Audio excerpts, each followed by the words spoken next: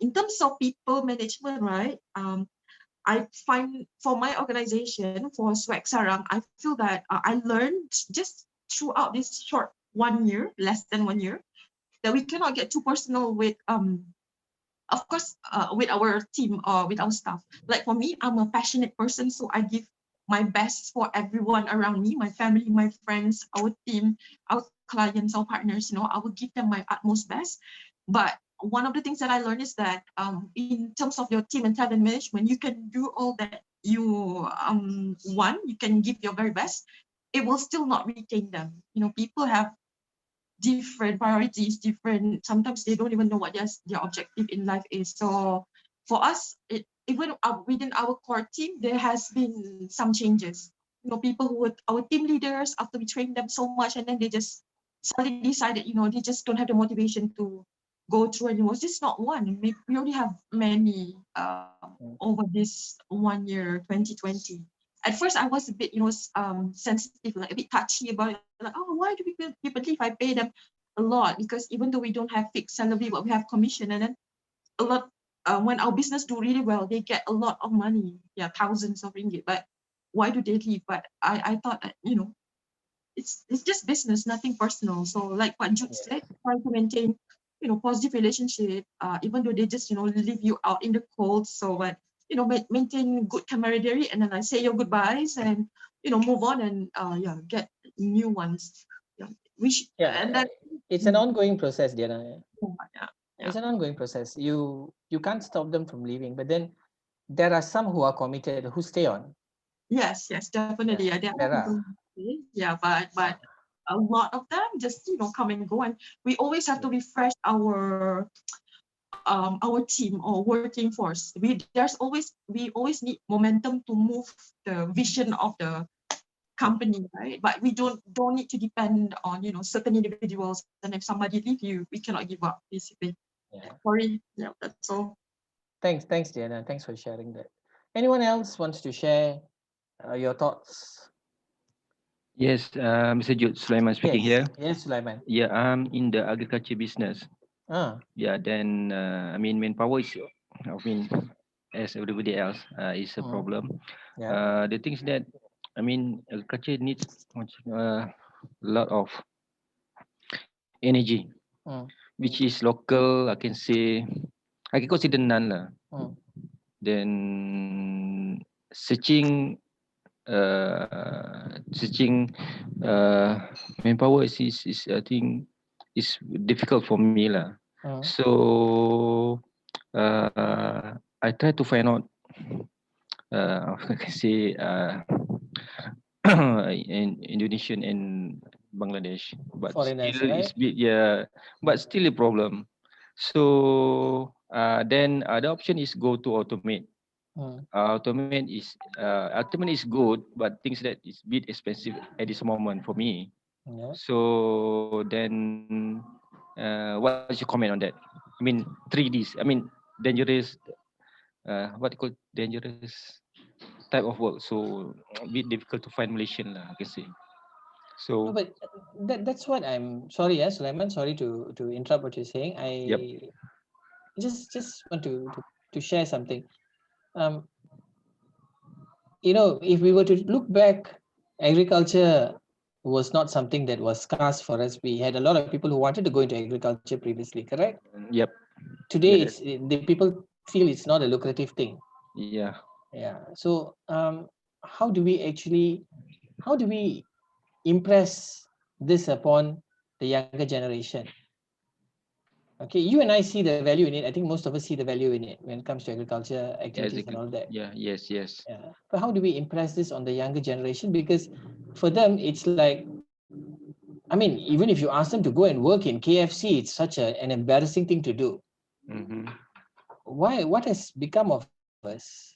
This is a question that I'm actually asking, and that's why I said it has got a lot of things to do with a lot of things that changes that have taken place, and parenting also. As much as I don't want to blame parents for it, but somehow this thing actually does stem from the household. I don't understand why even you get some of them who come out immediately they want to be managers. graduate today, tomorrow manager. Mana ada? You graduate today and you immediately come out manager. How does that happen? Unless you go and open your own company and you become the managing director. But if you're going to go and work for someone else, they're very demanding. So they don't see that there's a value even in agriculture. They don't see it. So we need to work out something that, that makes it lucrative for them to see. So our way of promoting it to these youngsters needs to change. I think we should not be getting in foreign workers. That should not be the way to go. But then I know we are stuck with that. Yeah, agree. We're stuck with that because they are willing to do anything. Exactly. They're willing to do anything. This is not because I do a lot of career counseling as well. So I'm aware of what you're saying. The moment you tell them agriculture, sir, they go like that. I'm like, why? What has happened? You talk to them about construction, sir. Some parents, I mean, before we take this break, it's already 7 o'clock. Before we go on this break, I just want to tell you something. Some parents have sent their kids to study engineering with the thought that you do engineering, you sit in the office and you become an engineer. You study engineering, you have to go out to the site, you have to be here, you have to be there, you have to be all over the place. Mana boleh duduk kat pejabat? You talk to some of them, they'll tell you, my father said, my mother said, if I have to go out, so no, I don't want. So they turn down the job. So again, I mean, we can go around blaming everybody, but this is not a blame game. This is to analyze and see how we can do things better rather than pointing fingers at everybody. What's the solution to all this? So it's 7 o'clock now. As we go for our break, okay, let's do this. Think about whatever that we just discussed. I'll see you back at 7:30. All right, because you have your press. Take a break and we come back and then let's see how we deal with this. All right. Okay, thank you, Mr. John. Okay, welcome.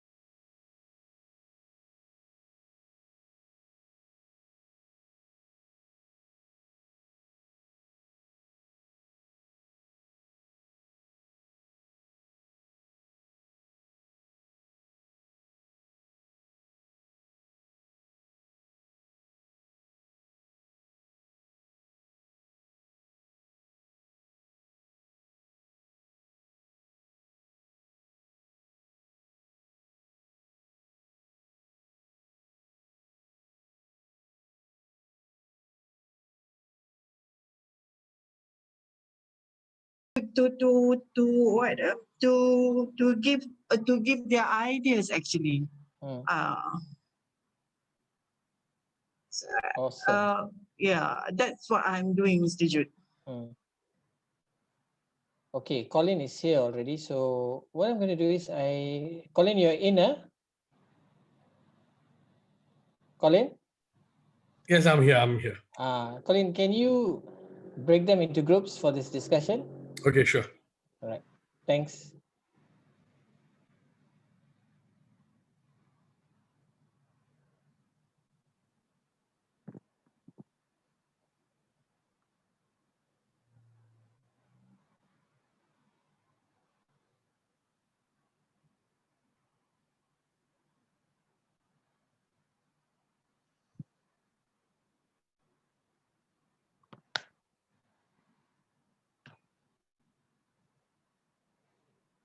Rooms are open.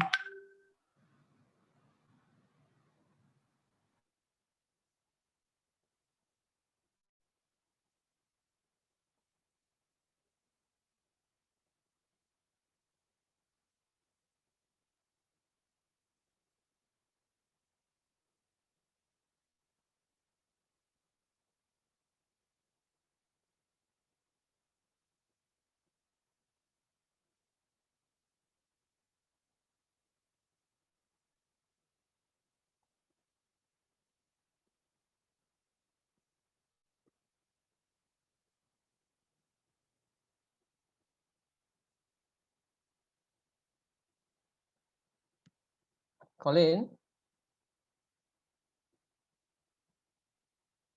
Colin? I'm here, sir. Sorry, just a quick question. I need to ask you something. Hmm. When you record like this from Zoom, I've been recording most of my training sessions. Hmm.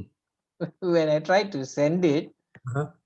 the files are too big. What have you been doing? How have you been managing this? I have not sent out yet.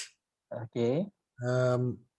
I'm thinking of maybe zip it and send it across.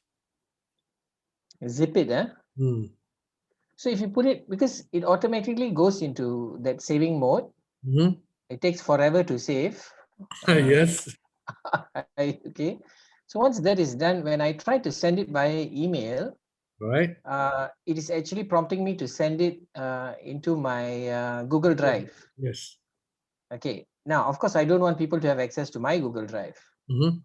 Why would I want to give them access? Especially these are people that I don't even know Right. that I have to share. So I'm still wondering, how do I manage this? I haven't looked online to see how to do this. Okay. Any thoughts? Any sharings? Google Drive, you don't give full access, I think, because I had a few trainers who share only their out program outline and their profile, so I can only see those. Even the Jonathan guy, he Okay. has shared his Google Drive, Right. and I don't have access to anything else. Lah. Okay. So then that means I just set the access only for these things, Yeah. right? Yes, yes. Because HRDF apparently, like some of the other vendors that have been doing, HRDF will want to check apparently. Yeah, I mean, these people want SME wants it, so Mm.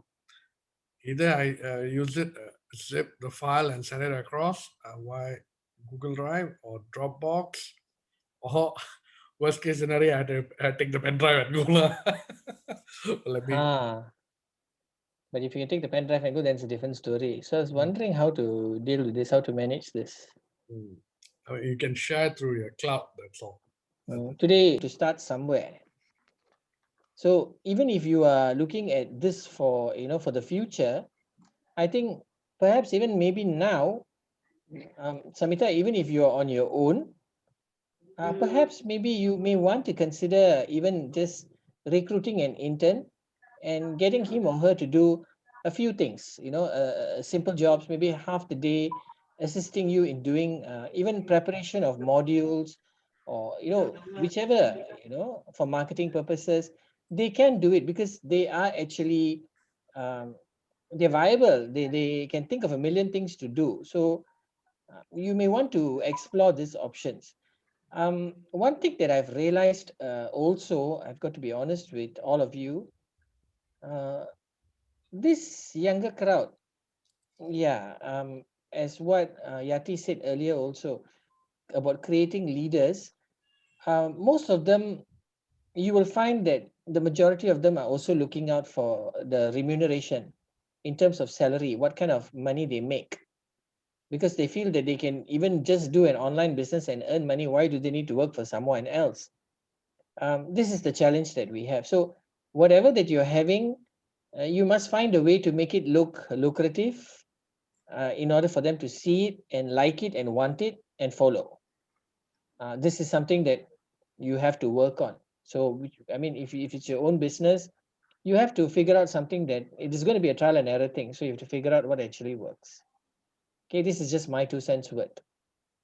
Okay, the rest of you, you are free to give your feedback as well. I just want to share, right? Mm, From our business, mm, right? Basically, our business, right? We model it after other businesses that are already successful yeah. out there. So in terms of their before me myself, before we talk about sale, before we talk about how to expand and everything, you need to have you need to have people, right, in your business. So I actually studied several businesses that I love. I love the founder. I mean, the Mm, people is somebody that I could resonate with, and then mm, I try to replicate their mm, system. And then I found that it works. Like, for example, like Swag Sarang right now, mm, surprisingly, our team, even though those who work with us part-time, mm, some of them are doctors, some of them are accountants, some of them are pharmacists. mm, These people have day job, real day mm, job, but they mm, still want to put sweat, blood, and tears into this business and be with us. And how do we extract this kind of talent? Because these people are not like normal people that are. I mean, they have a lot of great, amazing skill sets, right?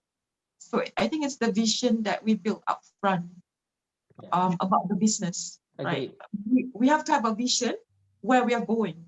So people are willing to, get in the mud with you if they know you are taking them to somewhere good. Yeah. You know what I mean? And then it's not sometimes, I mean, I hear a lot of the conversation talk about salary. Surprisingly, money is not everything. I mean, I live my 5-figure career because it still does not give me satisfaction because at the end of the day, people value a lot of different things in life, not just the money. So even Absolutely. if you say you can give 1,005 or 1,006, if you provide them a greater reward than that, for example, for me, I promise that whatever I'm gonna train them entrepreneurship skills. Like now, I go for courses. Actually, after I finish with you guys, I will share with my Mm, team what I learned. So I for different things, I always share. So I teach them. I don't spare the knowledge. Everything I share. So when they join our business, it's not just they get the remuneration from the monetary point of view, mm, but also they upgrade their skills. Even though they're accountant, for mm, example, our team, she mm, wants to do a business. She doesn't know how, but when she mm, joined our team, she understand. And then she manage people. We have teams, so they develop a lot of skills and they are also building their own business, for mm, example. mm. Add value. Sorry if it doesn't make sense, but yeah. No, it makes sense. It makes perfect sense. You see, at the end of the day, even when I say you're actually dangling the carrot, um, it may sound crude, but the truth is, you have to dangle something in front of them for them to look at and be mesmerized and taken by it. You're right. If they're willing to get on board with you, what's in it for them? Okay, what's in it for them? Anyone else?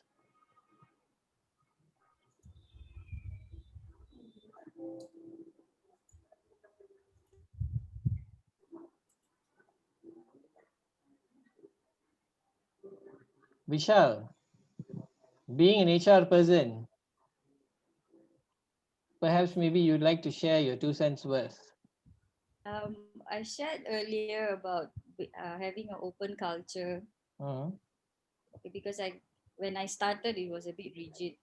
So then when I moved on, it became an open culture. So there's a vast difference between just going to work, sit at your place 9 to 5, or and having an open culture where they can be so a bit relaxed, mm, and sharing of knowledge is there, mm, and productivity is so much different. mm.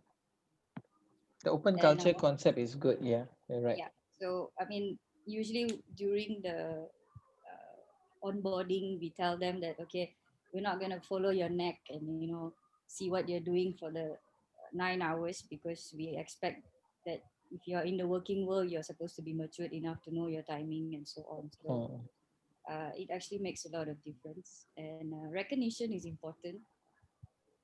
Even the slightest word is actually an encouragement for the younger generations. The older ones, they know what they're doing, but of course recognition is always important. So you don't have to wait for the quarterly or yearly Review.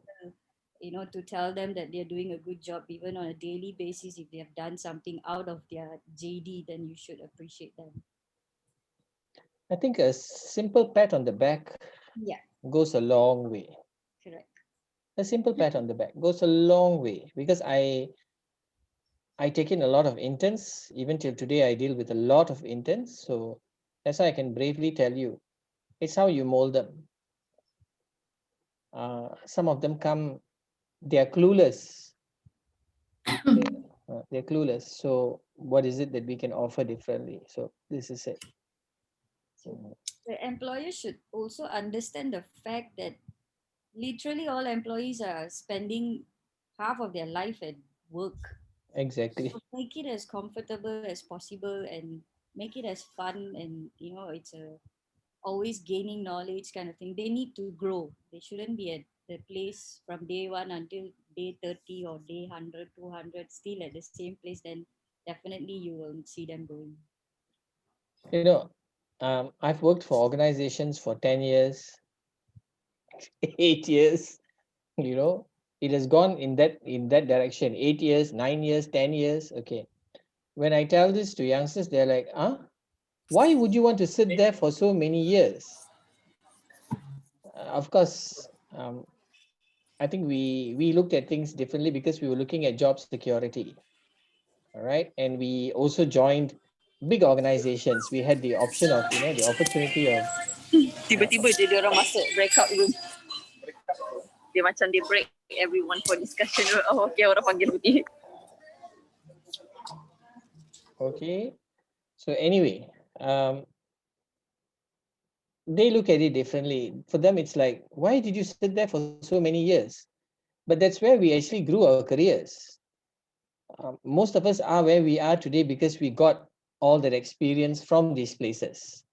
And today, if we are on our own, yeah, it speaks volumes about where you have come from. So that accounts for something as well.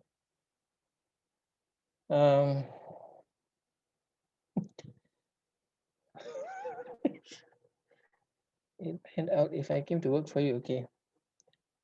Colin wants to know, I wonder how would it pan out if I came to work for you? Oh God, both Colin and I would go mad. Okay. Colin, I think you heard me loud and clear, right? She's still there, I think. Okay. Yeah, I'm here. I'm here.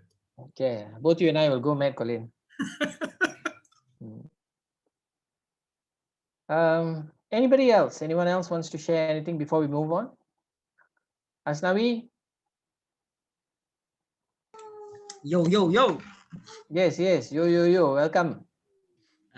Just be prepared if my kid are shouting. Tak apalah. He's part of the class. Sekejap, kat mana kita tadi? Oh, about the comment of the initiative.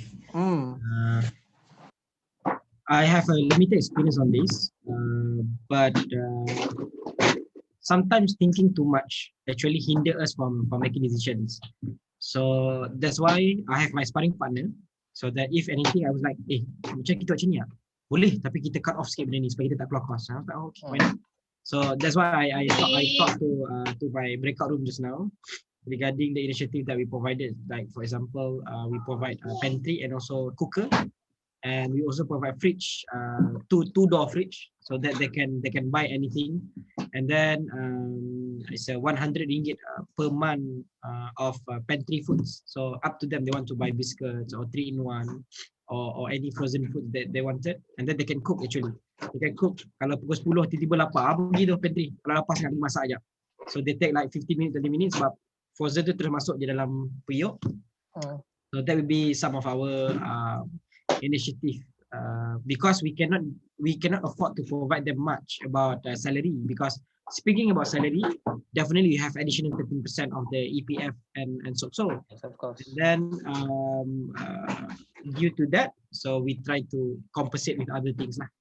So that's also part of it. So because we calculate kira-kira sebulan sampai up to 400, 500, saya okay, tak apa, kita ambil je 100 pergi sana lah, cukup. So kita tak payah bayar salary tinggi, macam tu lah. Okay, thanks Navi, thank you. Okay, we always talk about customer experience, right? I think it's also good to ask your employees for employee experience. I'm preaching this now because I'm talking to a lot of employers. I'm asking them, ask your employees why they're still here. What is it that's keeping them? What's holding them back? You know, find out what's the employee experience. You'll go a long way, because if you talk about employee engagement and all that, this is what we're actually talking about. You want to retain people, this is it. Okay, this is our selling point. You better find out. Okay, I'm going to continue. We still have a long way to go. Sorry.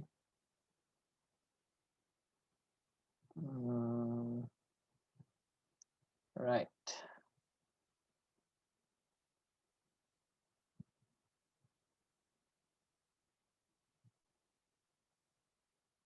Now we're looking at the recruitment and assessment bit. Okay.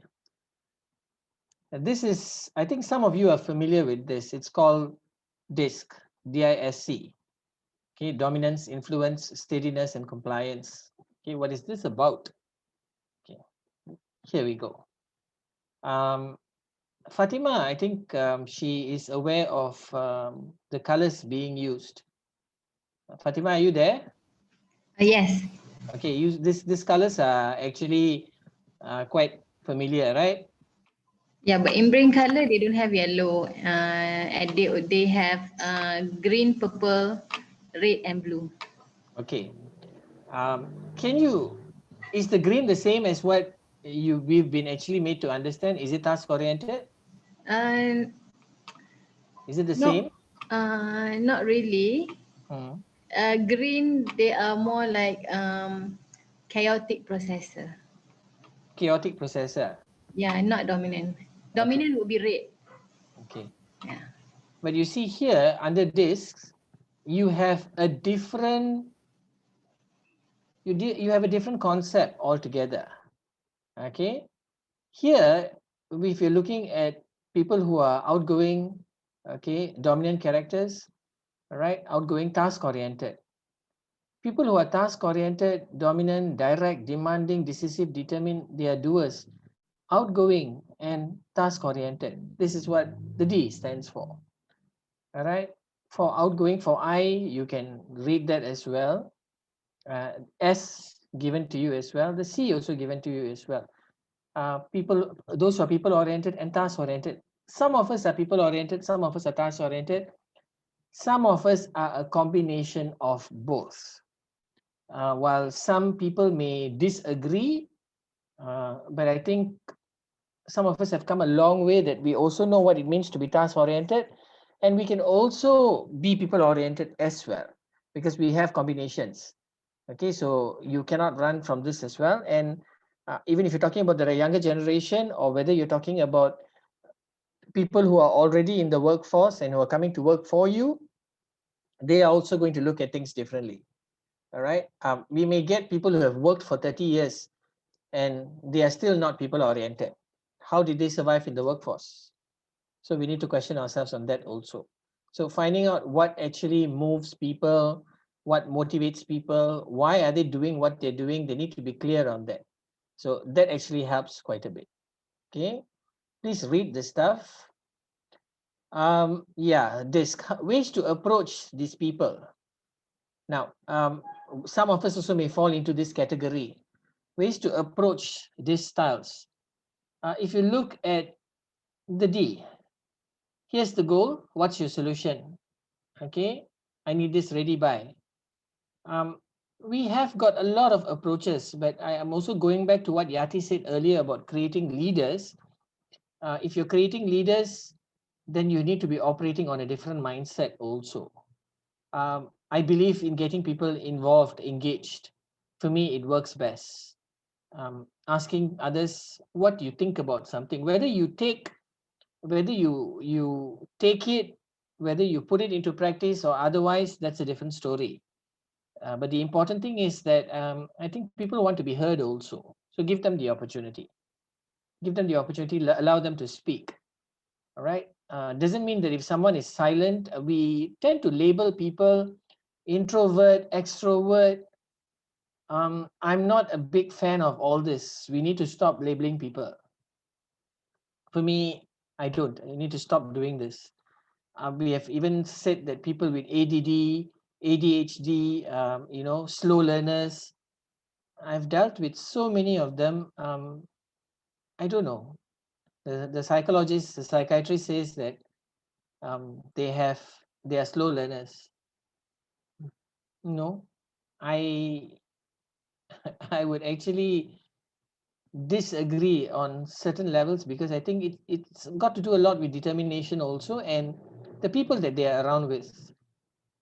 Okay, what kind of even if you're a manager or a leader or you're a boss, what kind of signals you're sending out to them? What are you giving them? What are you feeding them? Not I'm not talking about food wise, but what are you feeding their brain? What are you feeding into their thoughts? That's important. If you feed them with negative stuff, don't expect to see positive results. It won't work. It won't come. Be careful what you talk in front of your employees as well, irrespective of who they are and what they're doing. Be extra mindful as well because there's this process that when they observe, they also tend to look at you in certain ways. Okay, so if you're in that position, you're running the business, they view you differently. So if they're coming to you, you're not a perfect, none of us are perfect human beings, but what you send out, that's the message to them. Okay. This is what Yati was speaking earlier about being, being a leader, creating leaders, their style. What are we actually doing? As leaders, your focus will be entirely different. Okay. You'll be looking at engagement. You see, if you look at this particular slide, creating new teams, developing a team, performing and achieving results with a team, sustaining team performance. The word team over and over again. So it's not about being individualistic. It's about teamwork. All right. And it's about banking on one another's strengths. If their weaknesses are, you can already spot it, you can identify it. What can you do to assist them with those areas? A lot of things can work. We need to put things into practice. I also agree with someone said earlier, Asnawi, I think, or I think was it Asnawi who said it. I think we are afraid to take the approach. I don't know whether it was Asnawi or who said it just now. Somebody said it just now. We're frightened. Not you, huh? Do it. Just do it and move forward. That's the key thing that needs to be done. Do and move. Okay, because if you don't do, you won't know. We all started somewhere and we are here today. So we need to move forward as well. Now, do you know these kind of people? Are they on your team? You've got the contributors, the one who contributes, those who collaborate, who work with you, those who communicate with you, and those who challenge you as well.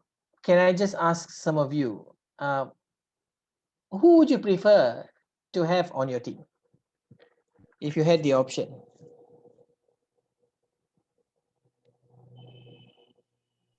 Collaborator, contributor. All. Maybe all actually. Maybe all. All Okay. have their things, yeah. To be balanced, we must have 4 of them. Okay. But do we have sometimes more of certain people and less of the rest? You don't have hustler here, is it? Nice, nice, nice. We should have hustler as well, right? Yeah, you have that.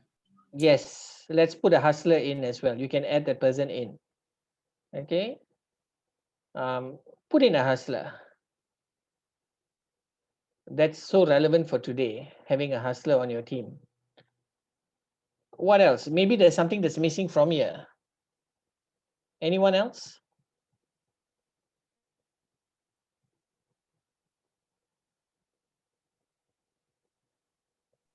The supporter, there's some people are a bit passive. They're just like, they're very, I mean, they contribute, but they just follow along.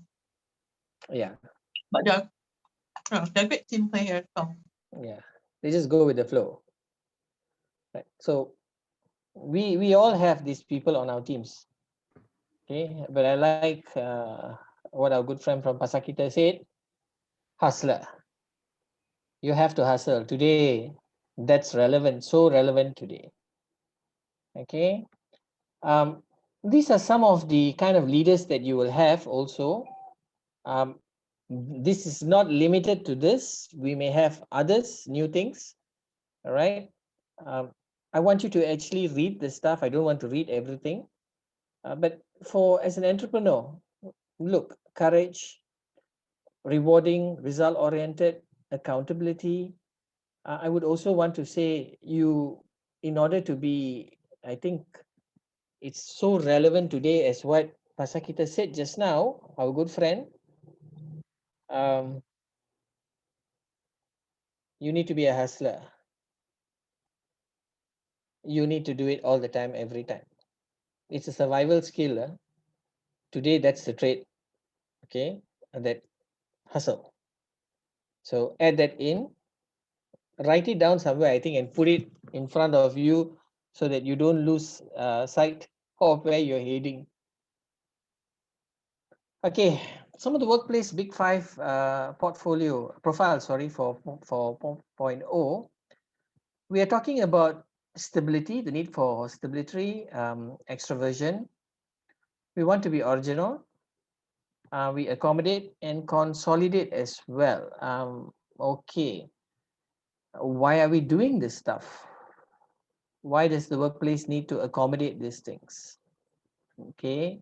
Why do you need to accommodate these things? Why is this important? For me, I personally want to share something on tact. If you look under extroversion on tact, why I'm actually touching on tact, you see, when you're dealing with people, if you're trying to retain people, engage people, getting people involved, you need to learn how to be very tactful in doing it. If you are not tactful, this is how we lose people, number one. Number two,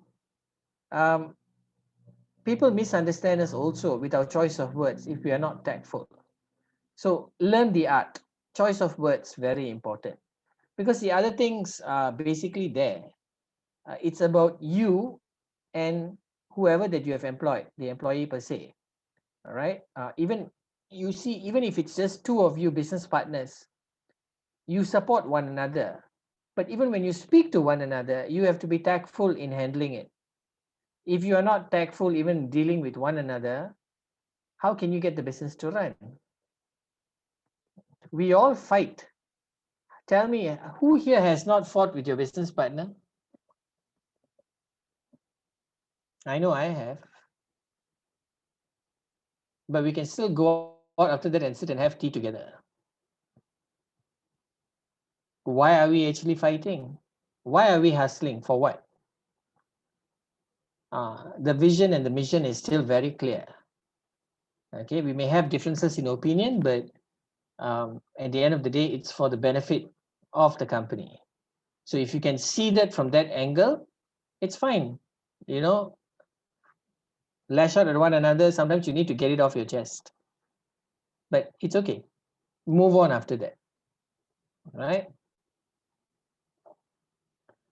More on the big five thing, right?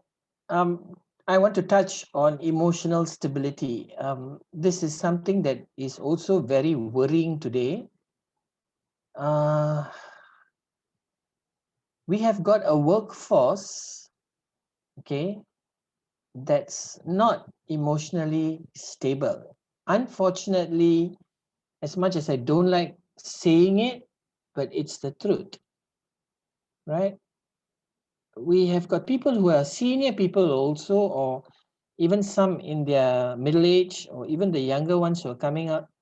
There's this lack of emotional stability. Why is this happening? You talk to a lot of people, confidence is an issue. So for them to bring themselves forward, confidence is an issue. Why are we talking about stress management? Why isn't stress management being taught to the youngsters, even at school level? Why not? We get teenagers killing themselves because they cannot cope with stress. So what are we actually driving across? The younger generation also does not understand moderation. They don't know how to do things in moderation. If they do things, they do everything in extremes. Okay, so it has gone a lot. It has gone off track. Resilience. Do they have that resilience? Do they have those coping strategies? Do they have it or not? That resilience. Self-esteem. I talk to a lot and I coach a lot of them, and I'm telling you, the damage is being done. Self-esteem damage is being done at the home front. I'm so sad, but it's the truth. It's happening at the home front. Self-esteem. Parents, big contributing factor towards this. Okay, always lowering people's self-esteem. Their kids always been taught, oh no, making them look less than what they are. So their self-esteem is destroyed. So you cannot blame them also. Eventually, if they start smoking, taking drugs, alcohol abuse, they're looking for some outlet. And that's an excuse also, of course, but we try to understand it from their angle. And some people are so self-conscious. Look at what's happening today. Before we even have our food, we take pictures of the food and we post it on social media first. Social media eats first before you eat. I don't know how that works out at the end of the day, but I don't think I want to actually take pictures of what I'm going to eat and post it on social media for what? Yeah, they're hashtagging it everywhere. I think if you're in the food business and you're promoting, yeah, fine. But I also have asked some of them and they said, no, we're promoting good food. We're promoting the restaurants. Yeah, maybe in some ways it's actually some very good marketing gimmick as well, because you're promoting good places for people to go and eat. Okay. So it helps, but I don't know. Some people are so conscious. You see them in person, they look different. They take pictures, they look entirely different. Okay, they're so conscious. Self-regulation. How do you actually manage yourself? This is another thing. A lot of them don't even know how to do that. I ask youngsters, why is it that you want to go only to certain companies to work? They always talk about big companies. They don't talk about going to SMEs to work. Why? The slightest opportunity is multinational company. Who has set this kind of thoughts in their minds? Um, I don't know whether it's actually from the home front or whether it's from university or whether they themselves have figured it out that this is important. It differs. I don't know from one place to another, but again, how do you manage yourself when you go to places like this? If you can't cope with small organizations, how are you going to cope with bigger ones? All right. For me, this part on the emotional stability is something very important. I think you guys also understand what I'm talking about, because this is what's happening today. Why do people go and kill themselves so instantaneously? It is so easy to go and kill yourself. You mean there's no value? There's no value in life, is it? Or you don't value your life at all? How come? Where are we going with this? This is a big question mark sometimes. I don't know, perhaps maybe during your discussions, you may want to also figure out why this is also happening. All right, so moving on to onboarding and management training programs. I don't know whether some of you have this in place, or maybe you want to consider doing this for the future. But I think if you bring someone on board, please have in mind that if you're taking them, they need to be briefed on what this organization is about, what is expected of them, um, where are they heading. You need to be very clear with them to explain this stuff. Some companies I know don't do any orientation programs at all. Just take them in, use them. I've heard, okay, and I've also seen their job is only to do photocopying. They mix drinks, do photocopying, mix drinks. How do you expect people to learn? You still need to give them some basic things, some basic tasks, let them learn, pick up, teach them, coach them. Whether they stay with you or they come back to you after their internship is over, or whether they are contract employees or whatever. Contract employees seems to be the trend today. Keeping people on contract because there's so much of leeway with that, so you can get away with a lot of things. Contractual employees, all right, and you keep them for a year, 6 months, and then tell them to go. So that's another trend, okay, an ongoing trend which is happening quite a bit. Okay, so have onboarding programs, explain to people why they are there, what's their purpose. Some questions: when will onboarding begin? How long would it last? What sort of impression do you wish to leave on your new hire's first day? This is important. The first impression is the lasting impression. You can do anything after that, nothing is going to change. Okay, what role will different people play in onboarding? Different people, different managers, those who are involved in the program, different contributions. Okay, what goals will you set for a new employee? I think you don't set the goals for the employee. You sit with the employee and you set the goals together. It must be a joint effort. If the employee does not know where he or she is going, give them some time, coach them, okay, mentor them, and then sit down to see what goals can be set. Because a lot of them who come out today don't know. There are those who are running companies who don't even know what's the purpose, what's the goal of the company as well. It's just running on a day-to-day basis. So we need to set goals even for ourselves. I mean, I myself run my own company, and I'm telling you this: personal goals need to be set. If you don't set it, I don't think it works for anybody else. Okay. What is important for the new employee to know about the work culture? This is another thing. The work culture is always a bit of a challenge for everyone. Why? We set the work culture. If we say that the work culture is toxic, ask yourself why it has become such. Ask yourself this valid question. Work culture. Okay, I want to ask you guys. Okay. All of us have worked in other places before we came to being where we are today. How many of you would term some of your workplaces as toxic work culture? Anyone who has actually survived a toxic work culture? I see some nodding their heads. How would you define a toxic work culture anyway?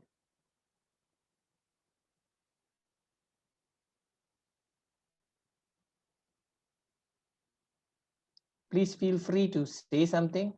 I don't know about toxic work culture, but when I was in my career, right, I really struggled when I first became a mom because well, my job was quite challenging. We were working in drilling operations, and then the time is not always 9 to 5, right? Sometimes I have to go to the office 3 in the morning because we're drilling offshore. The thing is that what made me really upset at that time, because I had a baby, my first child. She was always sick, so I had to go to hospital a lot back then.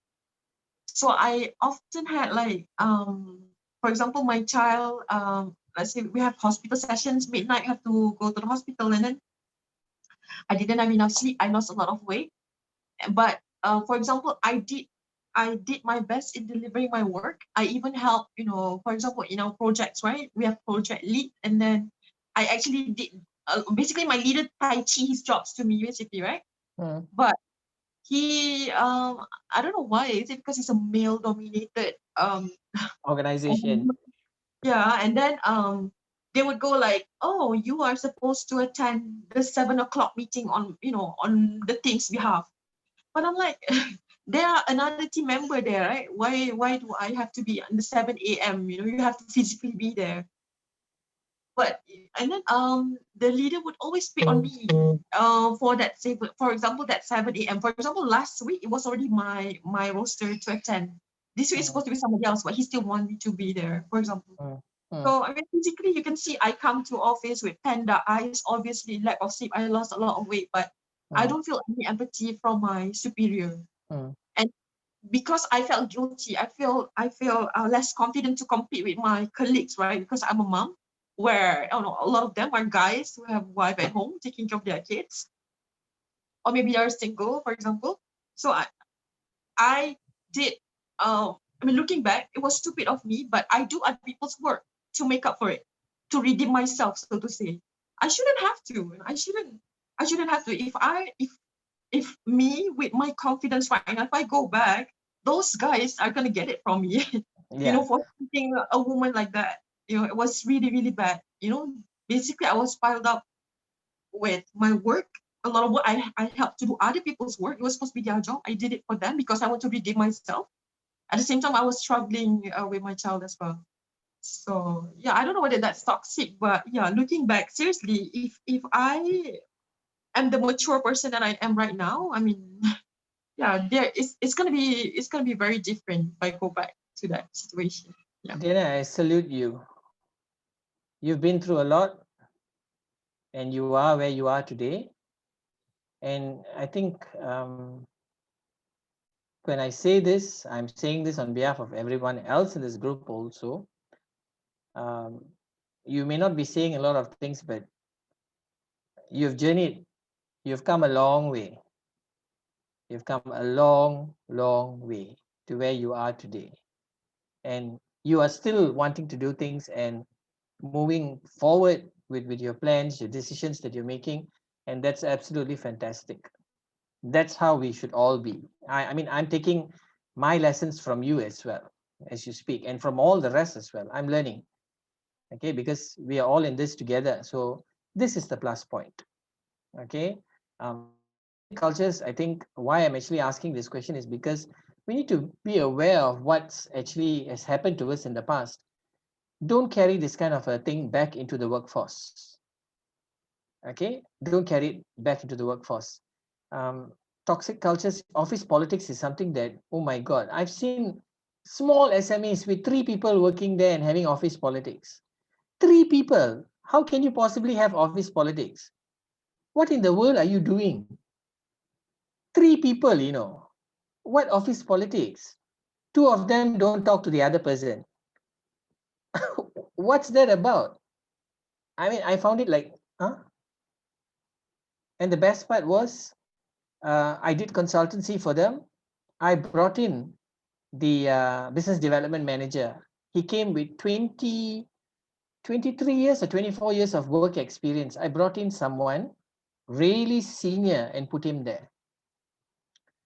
Because the managing director is a young guy who started off this company, and he just couldn't resonate with whatever this guy was telling him. Because, of course, you know, the older generation have got a way of doing things. But that's why I actually sat down with this guy and I told him, you know, you've lost out on a wealth of experience from this guy. And it was sad because finally I had to ask this guy to leave. Okay, I had to ask him to leave. Actually, I today, even when I think about it, I tell this guy, why? Why? Because you could have learned so much from him. You know, he just ignored him, didn't want to speak to him. He says, no, whenever he talks, he's rude to me. He doesn't treat me like the managing director. I think if you're running a business, it's not about whether people treat you this way or people treat you that way. It's your company, it's your business. You actually teach people how to treat you. So if you're unhappy with the way people are treating you, and if you own the business, you need to sit them down and have a discussion with them, talk to them. Okay, but not to the extent that we lose people, because someone with 23 years of logistics experience, logistics and supply chain experience, these people are all well versed, but the younger ones cannot understand this. He told me, he said that man is toxic. No, he's not. I can sit with him and I can reason with him. You can't, because you're looking at it from that angle. But they are all, these guys, the younger ones who are doing stuff, they're running their business, it's a logistics and supply chain. They're running that company, they're into shipping and all that, they're doing that. The things that they're doing, I'm actually I've asked them a couple of times, do you guys actually know what you're doing? And they don't. But they think that they are doing something very worthwhile, beneficial. This is where I'm telling you, you carry back certain things, and it comes, and it actually grows, it'll fester, and you will notice that it will just start moving everywhere else also. 3 people in an organization, 4 people in an organization having office politics, something is wrong somewhere, big time. I'm wondering what is that about. You see the things that we're dealing with. Yeah, office politics is the worst. It's because the manager feels threatened. I might take her job. We've all been there and gone through all this. So if you want something different to happen, you need to be the agent, change agent. You need to be there. Okay, you need to ensure that that happens. What information is important for the new employee to know, and when?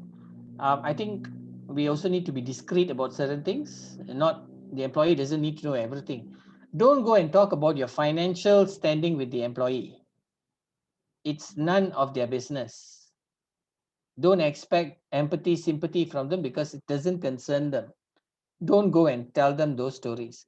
And if you are having your own personal issues, don't go and share that with them either. You don't need to go and tell them your own personal stories, because they'll form an opinion of you. And if they start to form an opinion of you, then you have trouble. Okay? So keep in mind.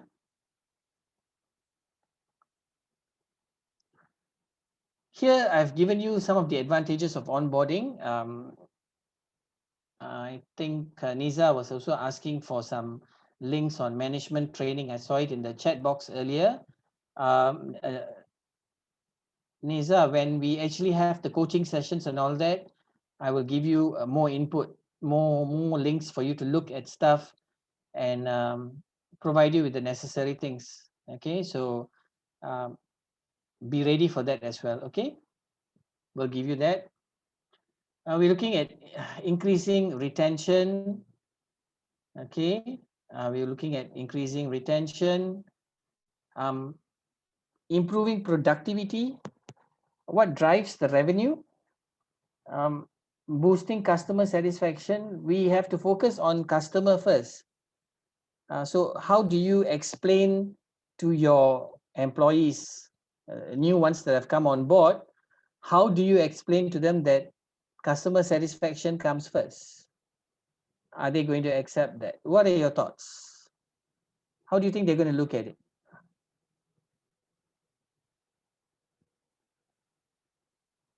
I know I've had my own challenges telling interns customer value, and they'll be like, customer value?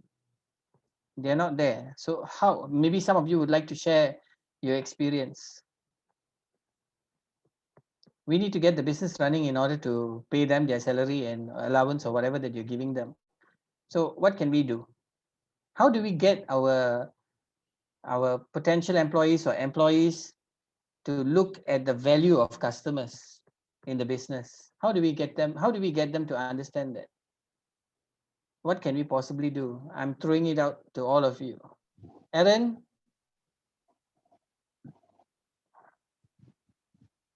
Aaron, are you there?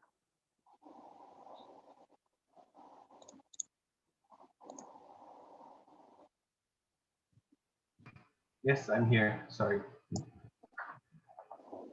How can we actually get potential employees or even existing employees, all right, to understand that the customer comes first? How do we get them to understand that? I mean, we probably, if we run the business, we understand why, but how are we going to actually drive this message across to the rest? I think we can start by setting the foundations well. As in, we start communicating the goal of the company. Mm-hmm. We tell them the importance of the customer. We relate it to the customer. I think once they make the connection and with our guidance and support, they would actually come to adhere to that terms. Mm. I don't know, that's in my opinion. Okay, I mean, makes sense. T, what are your thoughts? Okay, for my business personally, right, I always like to draw back on past examples. Okay. So one of the okay, I've had the opportunity, right, to receive bad feedback from customers. So I am in the business of coaching kids, right? So one of the difficulties, right, the challenges of this business is dealing with extremely young kids, say 3 years old. So you need very specialized skills for that. And last time, when the unfortunate incident hit me, I basically had some parents, right, complain about my coaches not giving the kid enough attention. They just want to deal with easier students and not deal with the more troublesome ones. So it was a very harsh WhatsApp message that I received from them. So I said, don't worry, let me investigate the matter. I will speak to my team and teach them, guide them the proper way moving forwards. So I actually told the rectified this situation by telling them, look, it's not the good kids that you need to care about more. It's actually the problematic kids that you need to show more care towards too. Sure. Because that way, right, all the customers, right, can see that, hey, they are dealing with the situation, the difficult situation extremely well. Because for my business, the parents are there watching the kids train at all times. So the customer interaction is always there. So after that, taught them the proper way to deal with these difficult children, how to handle them. They learn from that mistake, they make improvements. And every now and then when there's a new coach that comes and joins the team, right, I like to explain to them why it's important and show them the past messages. If not, this will happen to you. And I actually shield the team from facing this directly, right? I bear the brunt. So don't let me face so much attack from the parents. I hope you all can help me. So that's how I deal with teach them the importance of customer service. Yeah. Thanks for sharing that. Parents are very demanding. They are demanding. I think it's not only for small kids. Even if you can talk about students who are in college and even in university, parents will still be demanding all the time, every time. And they want their children to get the undivided attention from the lecturer. That happens as well. The lecturer, the coach, the trainer, whoever. We even see it in training programs. There are some participants who want your full undivided attention. Now, how do we cater for these kind of things? It's challenging. Okay. But thanks, T. Thanks for sharing that. And we're going to move on. Okay, so we're looking at some management development programs. You need to design proper programs if you're going to take in management trainees, interns or management trainees. You need to. Okay. Find out if you have your company's vision and all that properly structured, you can design a very well program, a perfect program for them, because you know exactly what is needed. Recruiting the right candidate makes all the difference. And this is another thing. What actually constantly happens most of the time is, um, I know this person, so I recommend this person. I know that person, so I recommend that person. Yeah, the recommendations are good. No issues with that. It's like what, masa orang kahwin kan?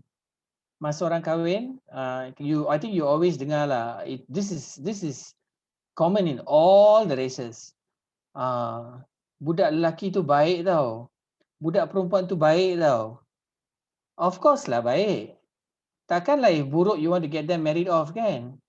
Okay, it's only after that that everybody discovers, wow, this is the other side of midnight.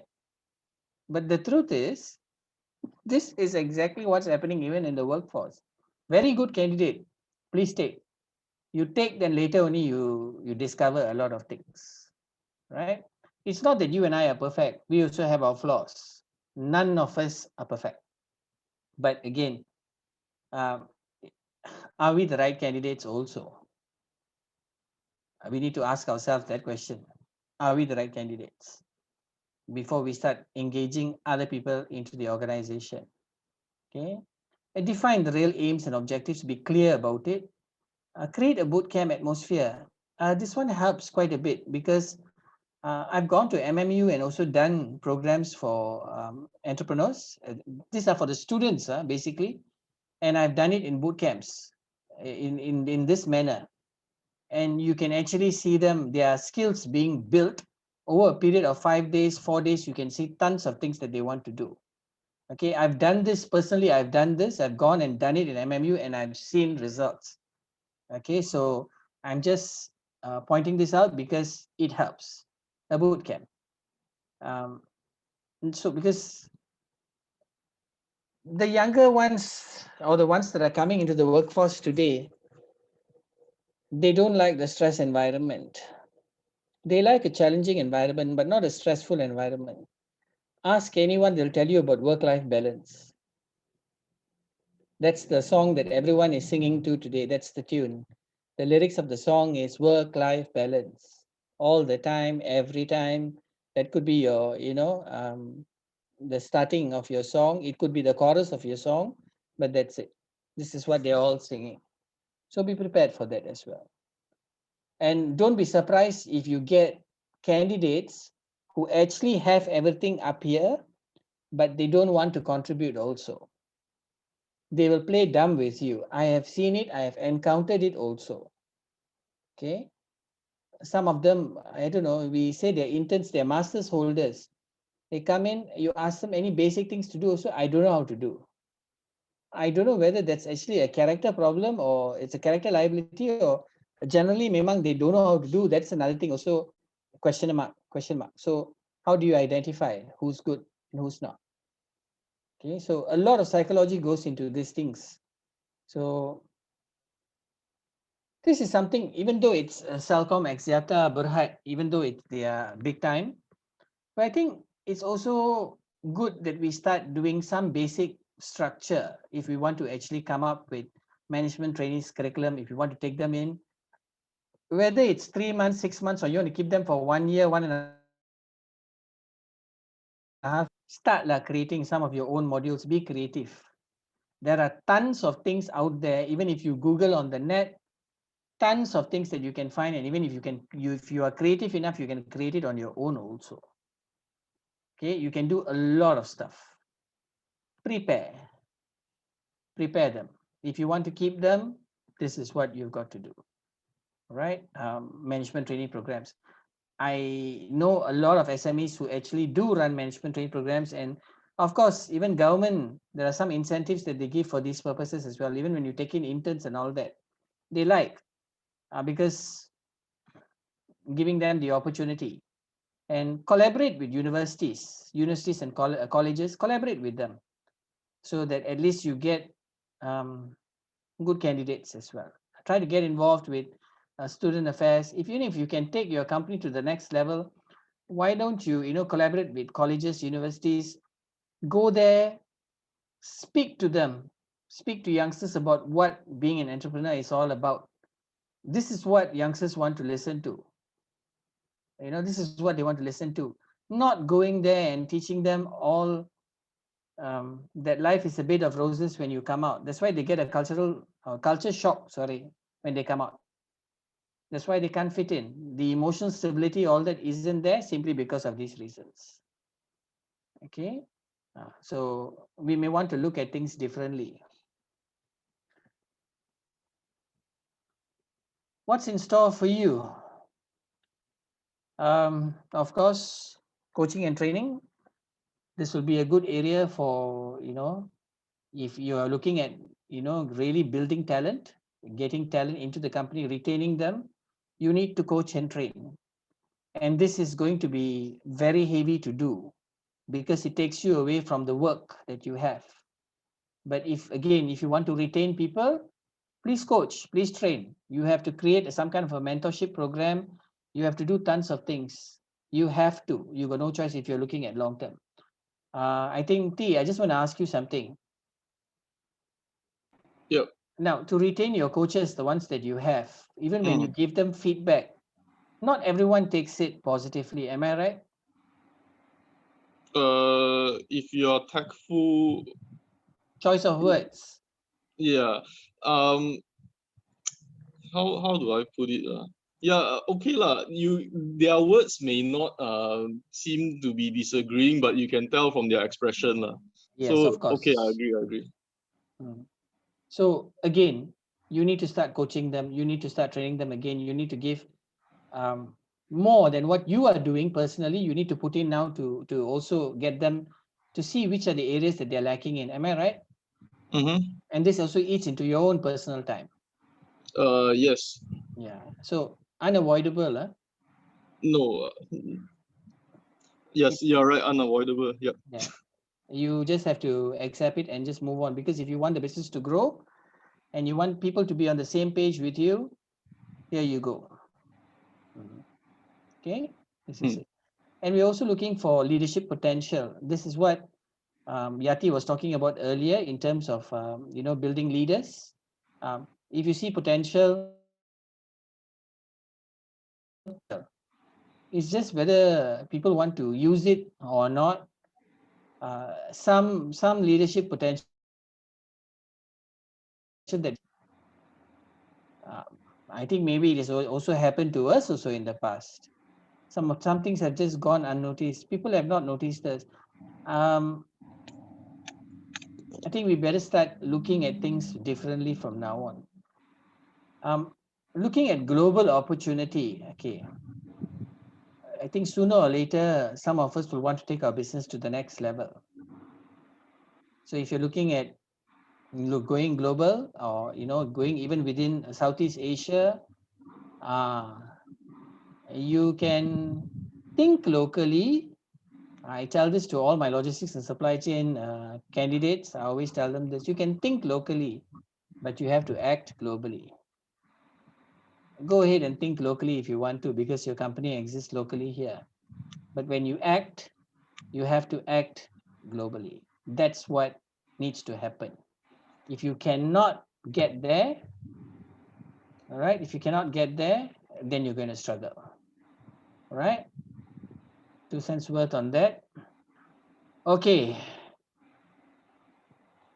we are back at a discussion now. Do you have a management training program at your company? I don't know whether you do or you don't. Perhaps if you do, you may want to share what you actually do. If you don't, maybe you would want to consider what you're going to do in the future. Listen to the rest, share with one another, and I'll give you 10 minutes and then I'll pull you back. All right. Mr. Colin, are you there? Yes, I'm here. Okay, can you break them into groups and send them off, please? Sure.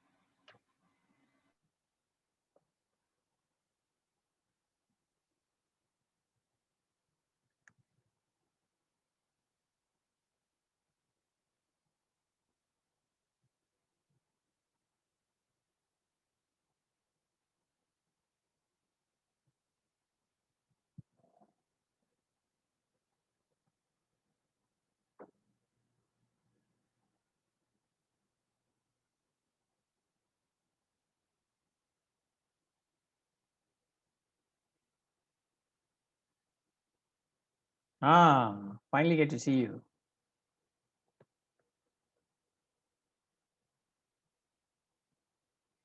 You're tired, huh? Yeah. Okay lah.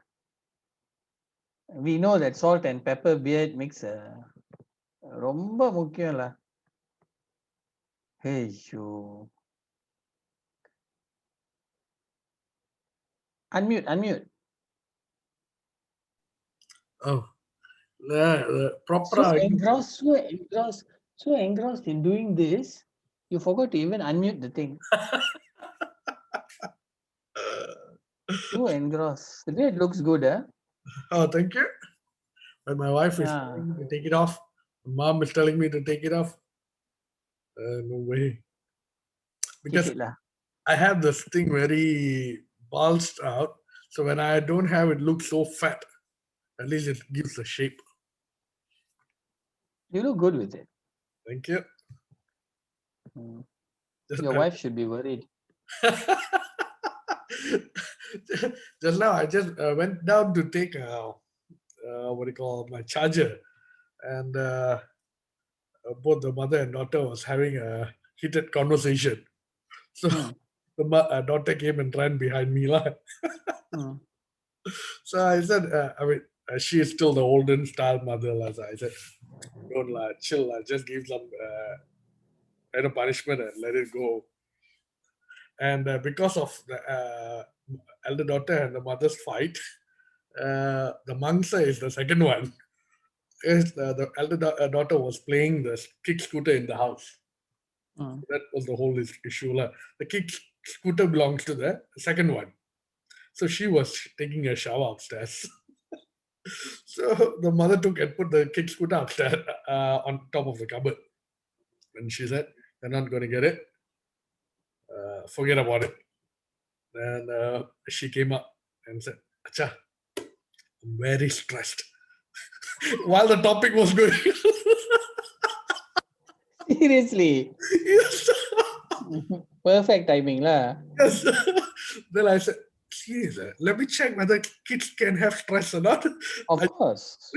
I just wanted to pull off a prank on her. So I just Googled and in front of her. Then she came next to me. So what does it say? Said, actually, it says children won't have stress. There should be something else. Actually, I'm not having stress. I'm very angry with my sister. That is already a contributing factor towards stress. Oh my God. Kids today, Yes. When I heard the word stress, then I was wondering from where she got it. Definitely, it's from either me or my wife. Yeah. They actually mimic what you say. Yes. What you do, they mimic it. Yes. They follow. What you tell them, whatever you speak. That's why I said cautious. Cautious, yes. Yes. Because this is what's happening, with the youngsters. And even when these people go out to work, why they cannot cope? True. Why they cannot cope? SMEs are looking at taking new young ones in. We are not looking at taking elderly people all in. Certain places, right? Managing the team, things like that. So by having this management team will actually benefit us in the long run.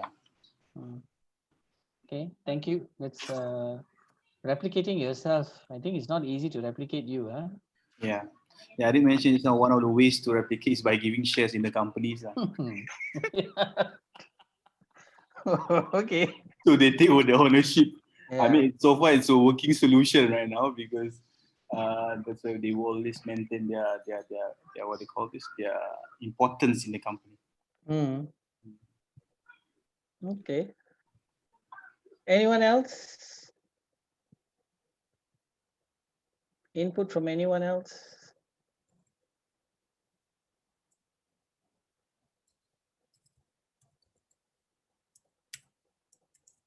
Okay.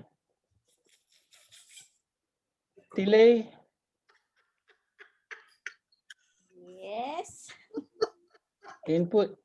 Colin, I can hear you laughing. Yeah. He actually prompted me to do that. So you can deal with him later. Okay. Like I shared for my current business, no, definitely not going to be hiring management trainee, but I think it's more as a support for bigger companies Mm.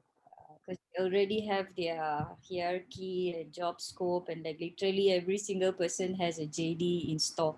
So for these kind of companies, it will be a good exposure for the kids as well once they join in, because then they learn everything, every department, and then they can decide where they want to be placed. Okay. So it's a win-win situation for the trainees that come in, and it's also for the company because then they know to what level these trainees are, and then they know how much they can also throw in their knowledge and inputs. So it's a win-win. I have Okay. a question, Jude. Sure, sure. So when it comes to this, of course, I've never done any. I mean, I used to work with a company, but I never experienced this management training. What kind of training that don't they normally provide for this management training? Eh? Okay, management trainees, actually, you're referring to management trainee, right? That's right, that's Okay. right. Yeah, so the ones that we take in are usually university grads. Okay. Why do we take them in? Firstly, we whatever um, job skills that we have, whatever knowledge that we have, we try to groom them in that direction. That's why we take them into the program. That's why I said the program must be so structured that it's more of knowledge transfer, skills, abilities, core competencies. All these things are being transferred onto this person. Whether there's a resistance or whether there's acceptance, that's a different issue altogether. But on our part, we groom that people accordingly to fit into a certain position. So you keep them for, there are some management trainings they've kept them for a year. Okay, so it's about molding the person to fit into a particular role. So maybe you have a certain position in mind. Maybe it's for an HR role, or maybe it's for a finance role. So you are grooming that person during that 1 year to take on that responsibility, and it comes with all these core competencies and stuff like that, and you put them there. You see, So this is all falls under the HR punya responsibility, or every individuals, and you have such SOP to actually implement this management. right. Good question. I also want to share this. I'm glad that you raised this, Niza. Let's not just transfer it to HR and hope that HR will do it, because HR doesn't, sometimes they don't even know what the other departments are doing. Okay, so if you transfer the whole responsibility to them and ask them to identify candidates and bring them in, you may find a mismatch, a misfit. Okay, so we must be clear. I keep telling this to all managers, okay, all directors everywhere out there. If you want to be in an organization, if you're working, or even if you're on your own, I just want to tell you this: it's not the job of the HR manager to take care of your staff. Okay, you are responsible also. Okay, you need to work hand in hand with HR. Please don't expect HR to do the work, because HR can mess things up. Sorry, delay, but that's a fact. We've all seen it, and they can mess it up. Okay, it can become a mess. So we need to be so careful with this, right? Transferring your core competencies to somebody else also quite challenging. There will be resistance, because everybody has got their own personality, their own identity. So how do you transfer this on to someone else without even damaging their ego or anything of that sort? Again, you have to be very tactful in managing this kind of stuff. That's why I was asking: is there any like a SOPs or ways to conduct this management training to these new people that you want to groom them into? Okay, let's say you're gonna be a developer kind of thing. So is there such because for me, for example, like I'm a accountant, right? So I have my ways of doing things and managing my stuff. But then the other person is to transfer that knowledge to them. It's how the mechanism is, because at the end of the day, sometimes after you do the management training, that particular resource that you have trained went to another place. So you have to do that competency again and again. And how do you manage that kind of expectation to these new people that you groom? Okay. One of the core things, like you say, if let's say if you are, from accountancy background, um, this management trainees that you bring in, you have to move them around for all positions. Either you groom them for one particular position or you groom them for overall, because you need to find out where their strengths and where their weaknesses lie. It's like doing a SWOT analysis. And in terms of creating a whole program by itself, only you can do it. Don't expect other people to do it, because if you try to replicate other people's program, it may not suit your organization. So when you replicate the thing, it won't work. That's why you need to find out what works for you, what works for your organization. It takes time. Like you see, you have projected 2 years from now that you want to do this. But this would be a good time to start working on that documentation. This would be a good time. And if you want to experiment on it, very easy. Take an intern. Take an intern for 6 months, 3 months, and see what happens. That's a good experiment. And you can get those interns to even write your SOPs. You draft it and give them, ask them to type it out, and you see whether it works or not. Right? But if you want to try before you take in management trainees, you can try it with interns. Try, no harm. 3 bulan ke 6 months ke, just give it a shot and see. All right. Vishal says they will be bound for 1 to 2 years based on the company's needs. Consider factors like costing involved in training the trainee for the year. Yeah, of course. There is cost involved, and time is also an issue. So you must be prepared. That's what we discussed earlier with T as well. Rather than an obligation, T wrote back to me saying that it should be something that you are willing to do. He's happy to do it. Not something that's obligatory. I also look at it. I mean, I take in interns. For me, I enjoy taking interns because I like training. I enjoy training them. I've got, my plate is full, but yet I prefer taking them in.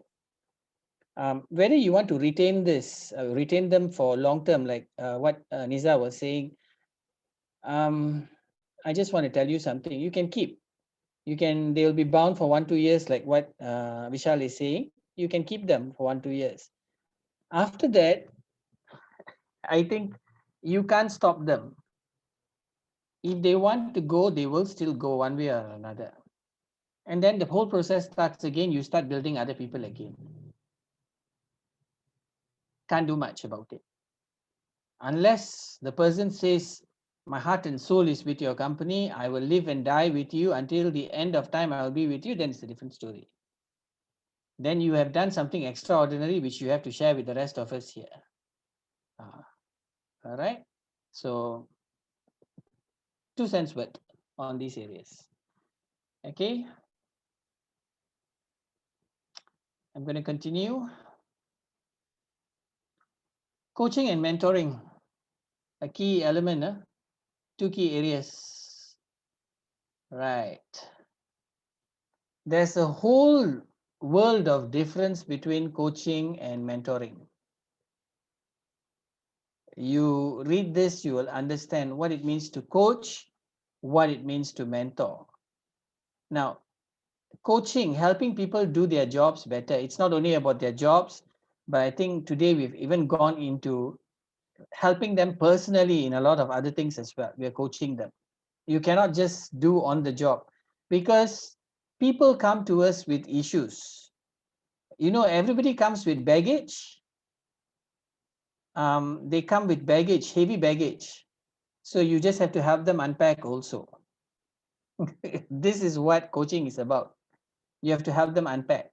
If you want them to actually be, productive at work, find out what is the baggage, help them unpack. Okay, this mindset about, I think I was sharing this with Aaron the other day over class also, or even with other people also. I made a mistake when I actually said this. When you come to work, leave your problems there and then come into work.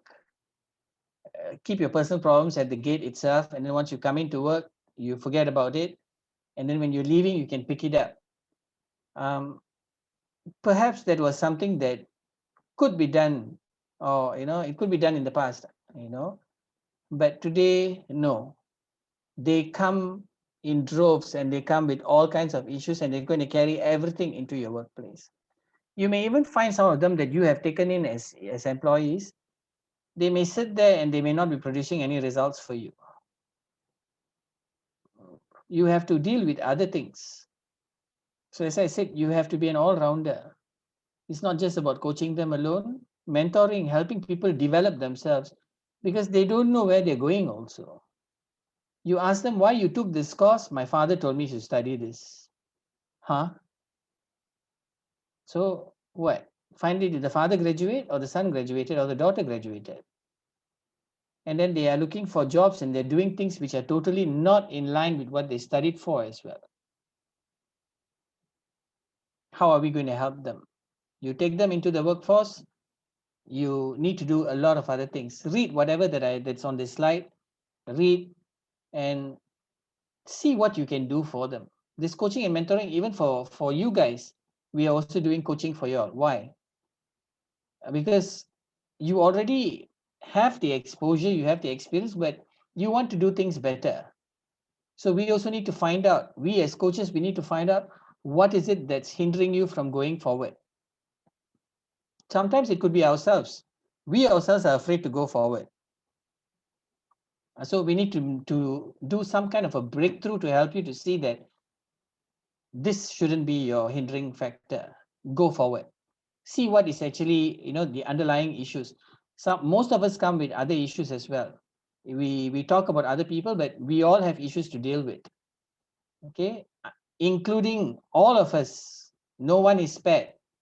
If we all sit for a little while and do a little bit of self-reflection, we'll find out that we have our own issues as well. No one is spared. So we need to get in touch with that before we can deal with other people. So coaching and mentoring, can't run from it. Short term, long term, there is one area here which overlaps. Okay, you also need to find out, I don't know, behaviors, people's behavior. Today we say people are stubborn, everyone's money minded. We tend to say a lot of things. Nobody is committed. But I think those things are actually very loosely said, because not everybody is such. Okay, so you have to find out short term, long term, what works, what doesn't. You have to just journey and find out also. Training and development, this is what you are also having. Training and development, coaching is also given to you all. So we want to find out the skills that you have. You have the experience, some of you don't have the experience. So you're building on this. Some of you have the ability, you're still struggling and looking for your ability to do certain things, because some of us have not done certain things.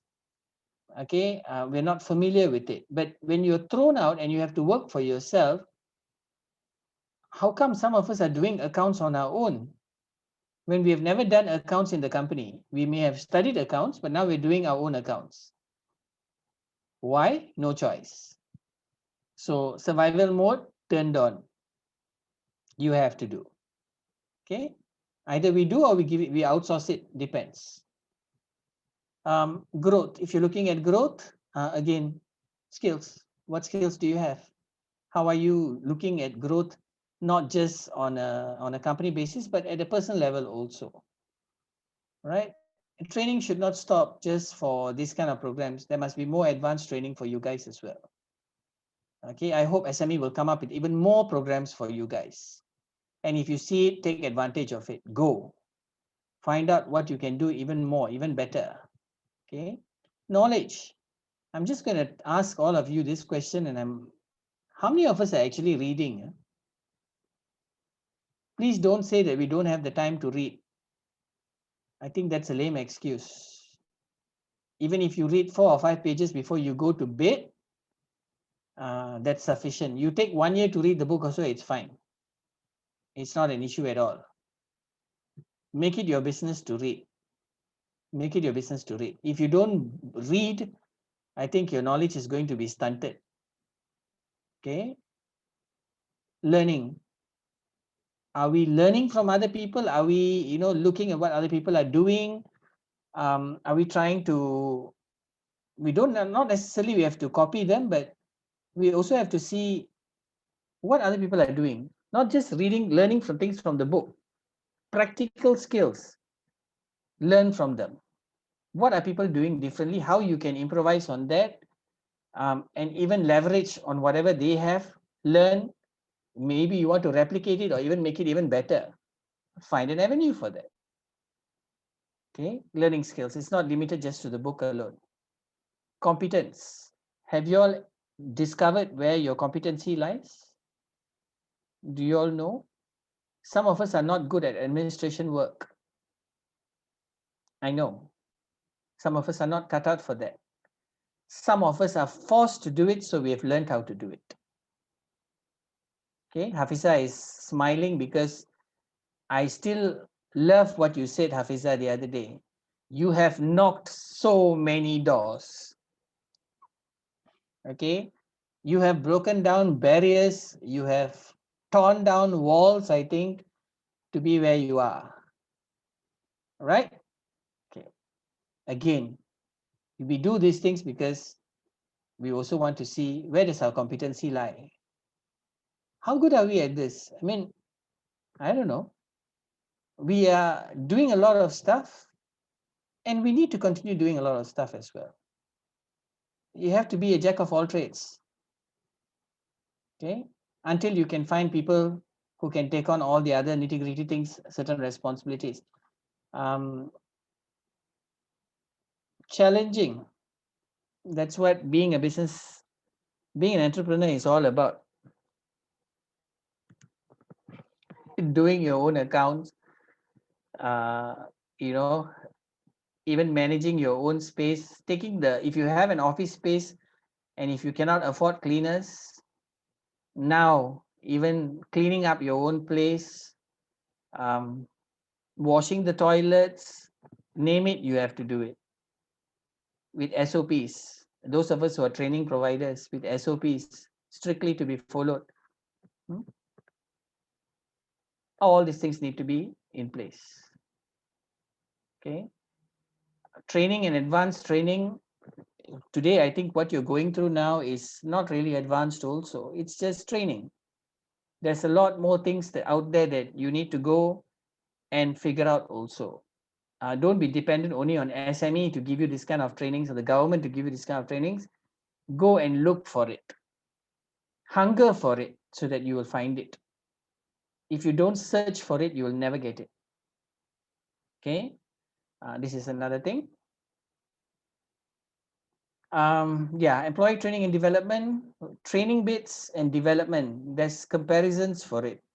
Trainings are short-term focus, development is long-term focus. The first things already tell you what this is about, training and development. Okay, trainings are mostly singular or modular events. Development overall refers to the long-term. Okay, if you look at long-term things we are actually creating stuff for a long period of time. It could be 1 year, 2 years, or even more than that. But if it's short training programs like what you have with us now, these are all short-term. And it's a lot to digest at one go. That's why you are tired. Monday to Friday, Saturday, Sunday coaching. I think everyone came to a standstill. Everyone became quiet. Today, everyone is, I see smiles. When we first started this evening, everyone was happy because you had a good rest over the weekend. You may have done your own personal things, but there's also so much that you can absorb. There's only so much you can absorb. Okay, so see the differences between employee training and development. Please read. Okay, we're looking at 9 characteristics of top employee training programs. You may want to create an effective program management, as what Niza was asking earlier. How do we go about doing this? If you want, you can replicate other companies, no problem. But at the same time, I also want to tell you, take in interns, and you can create short programs with them, try it out and see whether it works. Then you accumulate everything, then you will come up with a proper management training program. You will know where to fine tune. So you have to start somewhere. Okay, find out the needs assessment, what is actually needed. Okay, alignment, company goals, company vision, mission, it must be aligned. The goals and metrics, of course, leadership buy-in. I'll go back to what Yati said earlier, the leadership bit, okay, because that's so important today. She's not preparing people to become employees or anything of that sort. She's preparing them to become leaders, just like her. Whether they stay or they go, it really doesn't matter. So she's on a different page altogether. Okay, relevancy, creativity. Today, if you look at youngsters, ask them. They like to be asked because they're so creative. Some of us are very long-winded. They can give you a shortcut to a lot of things. I actually ask. Put your ego aside, ask. They know they can troubleshoot things for you even faster than any manual or anything that you're going to go and search online. Just ask them. They can do it for you instantaneously. Ask if you're willing to put your ego aside. Okay. Marketing and communication doesn't need any explanation for that. Post-training reinforcement. After the training is over, what kind of reinforcement do we give? Is it, when they're doing their work, how do you reinforce this? How do you bring them back to that mode where they were actually hype during the training that you gave them? How do you reinforce this? Again, nature of work, your choice of words, how you treat them, how you train them, how you coach them, how you journey with them. This is important. If you cannot see these things, then don't take in employees, because the employees will suffer with you. One key thing that I've actually told a lot of people who have started businesses, if you have not been an employee before, please don't become an employer. And I think I'm very right in saying it. If you've never been an employee before, please don't become an employer. Okay, because if you've been an employee, you will know what are the things that you shouldn't do as an employer and things that you should do. So be an employee first. Most of us have been. Okay, we've all walked that path, we've walked that road. So when we go and become an employer next time, we will know what we shouldn't do to all our employees, what we shouldn't do and what we should do. Okay. Okay. Again, Colin, are you still around? Yes, I am here. Okay. You will need to put them into groups again. So my question to all of you is this: you've got two parts to this question. Do you practice coaching and mentoring within your company? If you do, please share. What do you do? Okay. If you don't, please learn from the rest so that at least in the future you can see what to do. Do we need to consider employee training and development within our company? Is there something that you want to consider for future? I think if you are benefiting from it, you may want to consider this for your future employees as well. Right? Even you yourself can tailor programs and do it in-house. So these two questions to be discussed. Okay, Colin, can you please assist me to send them off into different groups, please? Mix them up again. Yes. Thank you.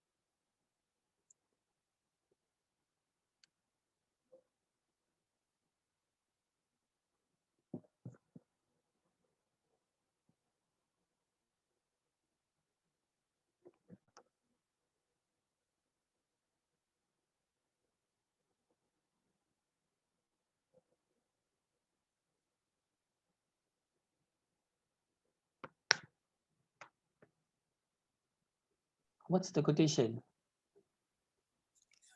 Oh, you sent me something. Yes. Bill Gates. Okay. I choose a lazy person to do a hard job because a lazy person will find I'll an easy find way to do it. easier ways to do it. Huh. I mean, it's true in my case. Okay. Because I've done a lot of times this thing. I want to suggest something to you. Yeah, tell me that. Why don't you take in an intern to help you with all your admin work? Huh? I am looking into it. I'm looking into it, and Just take in an intern and pay the person an allowance of maybe, because now interns, they are desperately looking for places to train. You have a registered company. Yep. Even if you pay them an allowance of 300 ringgit, Okay. it's fine. Because that's what big companies also giving them, 300 bucks. Right. 300 ringgit, utilize them. Get them to get all your admin work done, all your stuff. That's what. For my this project, I am looking into. First, I was thinking of Arogyam. No, the thing about Arakim is this. Arakim works for a different company. Yeah. Okay. Don't go into that area. Exactly. Don't. When he had no job, that's what. Nice. When he had no job, I was thinking of that. But then again, now since he got the job, I told him, bro, this is what I feel, and plus, you are with another training provider. It won't, even though you don't share any confidential information, but when he hears that, things will be going into his head. So I don't want to jeopardize that. So yes, I'm looking into finalizing time. I need to get this. Do you want an intern? Yes, I am looking in. I have a 19-year-old boy who finished his diploma with me. Okay. All right. Speaks excellent English. Right. Written and spoken. Amazing guy. Mhm. Okay. He lives in Old Klang Road. Right. All right. I can vouch for him because this last 1 year Right. he's been with me, and he's an amazing boy. Okay. Okay. You can delegate to him. You don't have to micromanage him. You don't have to micromanage him. Just exposure. Okay. Because I was thinking of taking and putting him into a facilities management company. Mhm. All right. But you meet him, you will like him. Even if you see him online, you meet him, you talk to him. Right. I'll talk to the father. If you are interested, then I will actually connect you. Mhm. All right. His name is Harish Anand. Okay. How's this Malay? Because that's my weak point. So I need him to handle. Malay is a challenge because you know why? This guy went to India to study. Wow. Right. But his English is impeccable. Okay. English is impeccable. Okay. All right. I've got another Malay boy. All right. Even if I want to send him to you also, the thing is, that one also speaks excellent English. Okay. He struggles with his bahasa. Right. Because the family is English speaking. Right. Yeah. But, I ask myself this question. How is Arukim doing this? Arukim is not exposed to any clients or any agencies or anything. He goes to bank. Yes, bank. He goes. I've not been to with him. I'm surprisingly, yeah, he goes to bank and settle everything. He goes to HRDF to go and deliver documents. He goes there and does all those things and comes.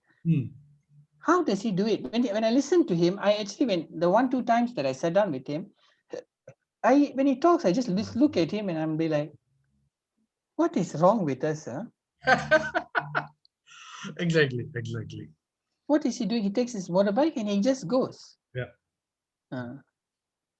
A person that I really admire, because you're put in the situation, it's a survival thing. Yeah. He does. He goes all the way out. There's no stopping him. Yep. What is he? Sometimes there are things that he tells me even before HRDF has told me. Okay. Before I get any notification, do you know that he will tell me, sir, he'll call me, sir உங்களுக்கு தெரியுமா HRDF வந்து இது இது இது இது இது இது இருக்கும். Then I'll ask him, உங்களுக்கு எப்படி தெரியும்? அதான் நான் இப்பயே சொல்றேன் உங்ககிட்ட. இன்னும் ஒரு நாள் 2 நாள்ல உங்களுக்கு தெரிஞ்சிரும். And true enough, I'll receive notification and I'll call him. எப்படியா உங்களுக்கு தெரிஞ்சிச்சு? I'll ask him. அதெல்லாம் கேட்காதீங்க. எனக்கு தெரியும். சொல்றேன் உங்ககிட்ட கேட்டுங்க. What is he doing? I mean, one of it is that his exposure because the emails that he gets from Palani and Gopal, and he doesn't have the tirapat attitude. Okay, I got that email. Okay, fine, I'll just check it. Or what I will do if it's HRDF or anything, I'll just glance through it. Okay, because I don't see a relevance there. Unless it's a customer, I will look through it. Where else he takes everything in a precise the standard Organized. Yes, He's very organized. yes. Yeah. Even before I met you, when I first met him in Excel, you know, when I went into the room, the guy who was there before him, the Pakistani guy also, I've lost contact with him. Amazing guy also. That Yes. guy also. He also is equivalent. Because I'm a person who's not disorganized. Whereas this person was handing over to me the files and all that, I was like, oh my God. I am that kind, you know. Okay, so when I went there, I saw this too. And then when that guy left, I forgot his name. When that guy left and when Arukim came, I was like, that time it was the second batch of the hospitality students. I was thinking to myself, I hope it doesn't turn out to be a mess. But when I sat down to talk to Arukim and I saw how organized, structured he was, I said, wow, this one is better than the earlier one. Very And but as I said, Excel had some good employees, very good employees, but I don't know how they have utilized it. You know, if they could have. You can't blame the employees. This one you have to blame the employer. Yeah, exactly. One of the things that if it's Palani, I don't think that he would have given this break. I wanted, like earlier you mentioned, as an employee, you learn what as an employer you shouldn't do. So that's what I did. You know, and again, I was too dependent on everybody. So I was thinking, okay, I took two sides information, what I feel is right. That break is important. Okay, done. So quite a lot of things you learn with Excel and came out. And another thing. Tell me about it. Another thing, I have not looked into any trainees or all this, because one is our business is easily replicatable. No, but I think if you take young ones, like this guy Harish, I told you, right? He's 19. He's not going to replicate anything. This fellow will come. I want him to get that administrative experience and learning how to do things. Picking up the language, picking up Bahasa and learning how to do it, it's just too bad. He has to learn how to do it. Because I think I need somebody who can do that. Means things could be way better, because like I said, Epolian, you will have regular trainings from HR, I mean for government agencies. But all this I have registered, but I don't look into it. And என்ன சொல்லி கொடுக்கிறதுன்னு இப்போதைக்கு எனக்கே தெரியாது. Yeah, so but you need to hand over little by little, you know, so that the person can learn. Okay, you can keep him as a management trainee for the next 1 year. You can keep him, you know. The thing is, if you take experienced people in, they'll demand for a high salary, number one. Right. Number two, I trust Arukim. I don't have any issues with Arukim. Arukim is a very trustworthy person. Okay, but is everybody going to be like him? No. And it's an if I'm looking at it, it's an expectation that will be easily shot down. Yes. Okay, because I mean, I'm telling you, even for the academy, I do my own accounts. I do my own filing. everything myself. Mm. You know, like the other day I reminded Ruth, don't forget, next year, March, IQM membership expiring. Oh my God, she told me, you remember, I said, I'm telling you March, don't forget. And she went like, yeah, you remind me later. I said, I'm telling you now. She said, oh, it's running in your head. I said, you wrote it down. I said, I didn't write it anywhere. I know. Mm. You see, you come to that stage where this is it. Mm. Nobody taught me how to do HRDF work. உட்கார்ந்த செஞ்சேன் அனுப்பி விட்டேன் செஞ்சாச்சு. Who taught us? No one would. The plus point was that because I was already teaching and lecturing earlier, I used to do MQA work, documentation. I'm good at documentation. That's my strength is there. Right. I snap my fingers, I could do it. Mm. Because that one is horrible workload. This one is nothing. But then again, teaching and training is not the same. True. It's not the same. It's not the same. You cannot put it into the same category because you're dealing with different sets of people. The age group is different. The demands are different. Try walking into a training room and with the lecturer's mindset, you will be dead. You will be dead. Imagine if I were to talk to this group of people from a lecturer's perspective, they would have shot me down last week itself. Yes. The only reason is because I come with the experience. I'm doing my own stuff. They know this works, that works, this one doesn't, that one doesn't. And we share thoughts and I'm open. Yep. I don't have the defensive behavior, you know. It's fine because I'm also learning from them. I'm seeing what they are doing differently. Yeah. I also want to link with them. I also want to connect with them. So you better start thinking. Harish, right? Harish, you think about it. Yeah, Yes, no. Next week, I need to start this people's what do you call documentation ready. So exactly. I already told my big boss I need to get somebody to handle because the initial part, yes, I have handled it, but another load, I don't think so. I can do that, and plus commit. I don't commit myself. You see, that will I be able to achieve all this kind of questions? Will be always in the group. They are all, most of them are solopreneur. Okay. So basically not much of coaching and mentoring, but for myself, for my online business, I don't do that much. For pharmacy as well, not that much. But for the hotel, like my previous staff, so we train them to be, I train her to be me, because when I'm not around, 1 month, 2 months, 3 months, I have to make sure that she can run the hostel without me there. Replicating So yourself, without we being there. Yes, she can do maintenance, she can do housekeeping, she can be the front desk, whatever small things that she can handle by herself.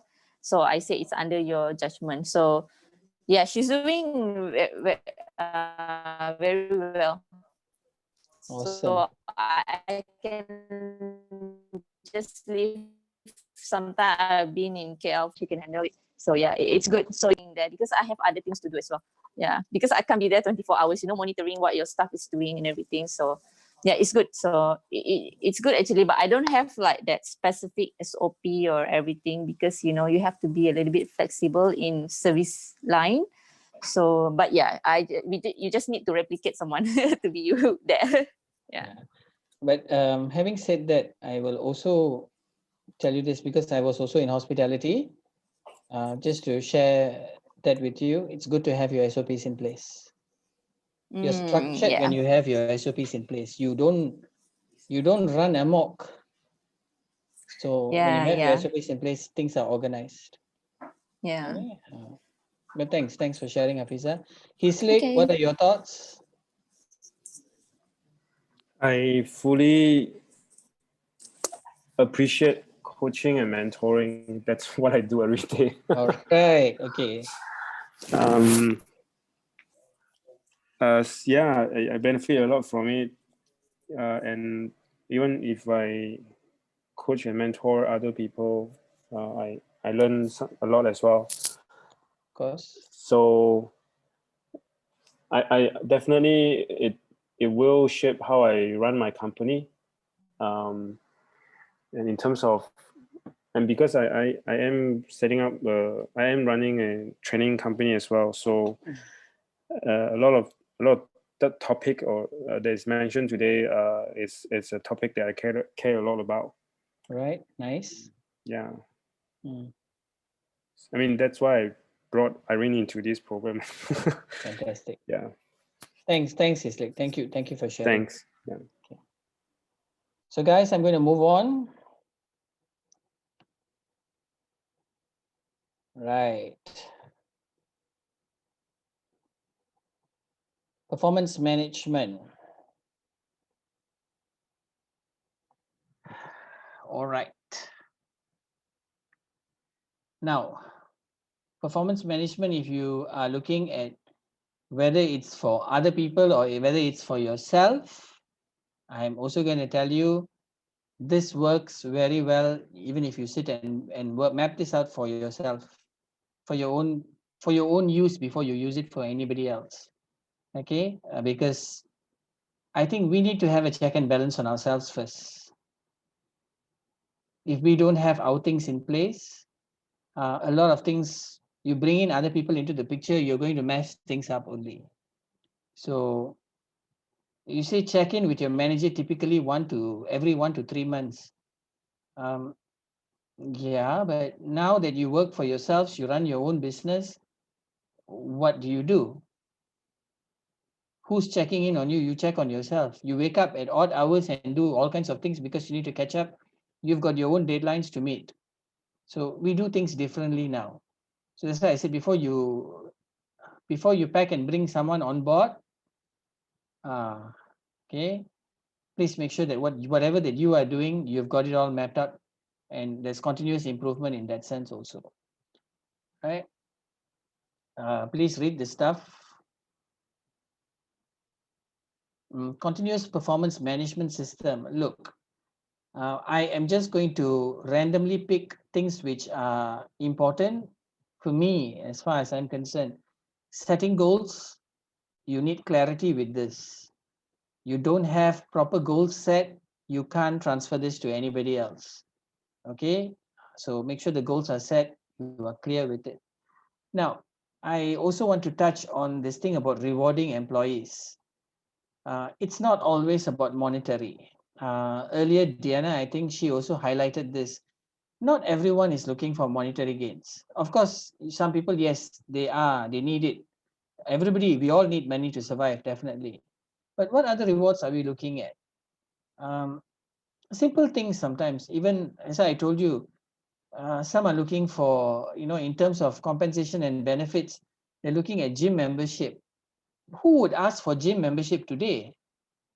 Why are people asking for gym membership and wanting that as actually a benefit for work? See how the mindset has changed. I mean, you and I, if we are looking for benefits, we'll want to see whether we have hospitalization, clinical, optical, dental.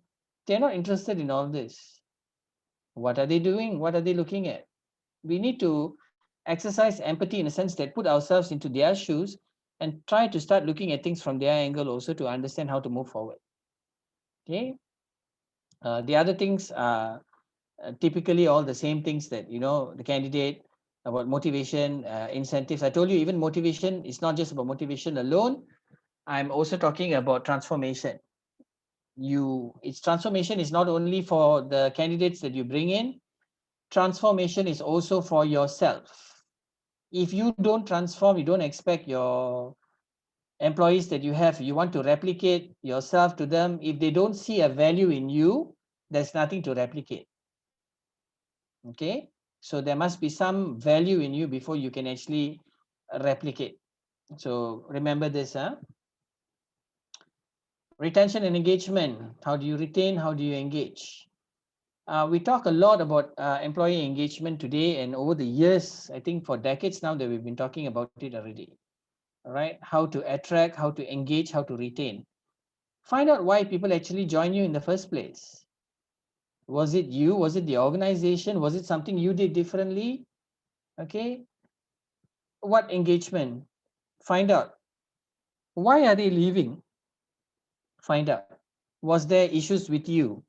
Most of the time, people leave the organization not because of the organization. They leave the organization because of their managers. There's a famous saying, people don't leave companies, people leave their managers. There's a famous saying for that. Okay, we leave because of that, because of the superiors that we have had. All right, so we leave because of this. We don't see future, so we decide to go on our own. So that's why I said, before you become an employer, learn to be an employee first, and then you will know what you should do, what you shouldn't do to your prospective employees. When you have got good employee engagement and retention, you want to retain them, you're looking at the increase in productivity, increase in loyalty. Loyalty is something that is, I'm so sad to say this, but it's actually deteriorating as time goes by. Okay, loyalty. A lot of people don't understand what this is also. Retention. Um, you also look at boost innovation, because if you have proper employee engagement, a lot of things can be done differently, right? So how do we get people to be loyal to the company? Not so much loyal to you, but more loyal to the organization that you have created, because you are part of it. You would have put this into place. So how do you get people to be loyal? Question, and it's a difficult thing to answer as well, because different people view loyalty differently. Not everyone looks at loyalty the same. Okay, I've had candidates actually ask managers. I've got this from training programs and even some of the consultancy that I've done with companies. Always a question. Okay, they always ask, who am I supposed to be loyal to? Why am I supposed to be loyal to you? Why am I supposed to be loyal to this company? You see, if there's no sense of ownership, they don't feel a sense of belonging, don't expect loyalty to have to take place. It won't happen. And this also stems from you. It goes back to company culture and all this back to employee engagement, and that's how you decide whether you can retain them or not. Okay. This is something very interesting. When people are financially invested, they want a return. When people are emotionally invested, they want to contribute. When people are financially invested, they want a return. When people are emotionally invested, they want to contribute. So if you want people to be, emotionally invested, this is where the contributions will come, even without you asking. This is the habit of walking the extra mile, which is also disappearing over time. You don't find it these days. Scarce, hardly. This discussion, I think I'm just going to ask you directly here itself. Okay. Let me just.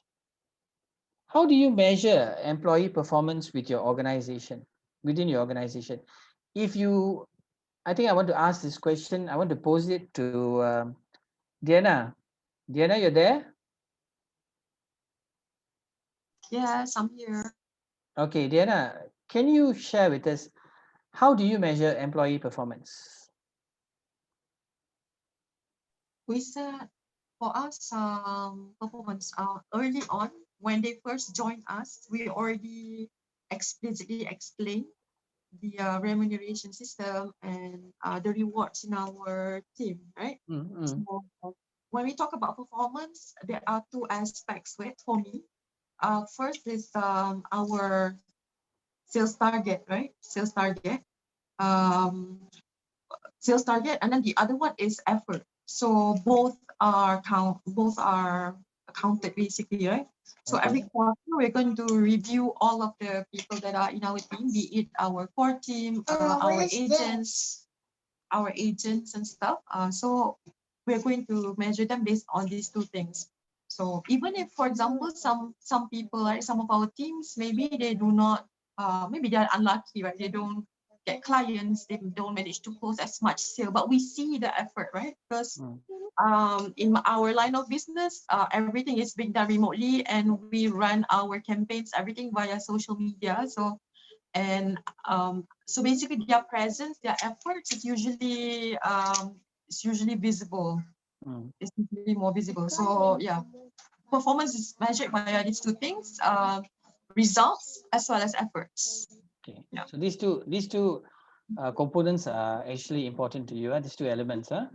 Yes. Okay. Yes. And then for us as a business, we always appreciate, we have this culture where we try to, I think it was mentioned by our team, Vishal, just now during one of our discussions.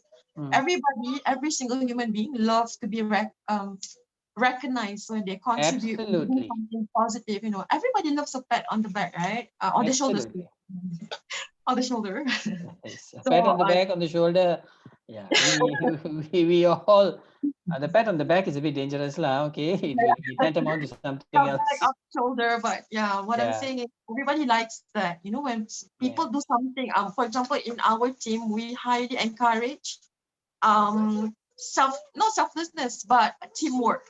So whenever one team member helps another team member, like even though there's no motivation, not motivation, there's no, what do you call it? There's no drive. There's no reward out of it. Okay. Right? They help, for example, you know something, for example, there's a skill that you know, and then you saw that your teammate is doing, for example, their marketing wrong, and then they help fix it, or they help prepare a poster for their friend or something like that, right? So we will always highlight, and we highlight through the entire organization. So we have over, right now, the individuals that are involved in our business is like maybe more than 200 people, directly or indirectly. And then whenever one person does that kind of act, so we will promote it across, for everyone. So that kind of behavior is cherished and celebrated, like when you do something for your team, helping other people, stuff like that. Or when we get, for example, great reviews from client, we make sure everybody knows, look at, for example, look at Fahim, look at Shanti, look at Serene. So it brings pride to our team, but I think it promotes the right culture. So performance, it's essentially subjective. It's objective and subjective. So there's an aspect which is that is precise, which is delivery of sales and stuff like that. But there's also other subjective stuff, elements to it as well.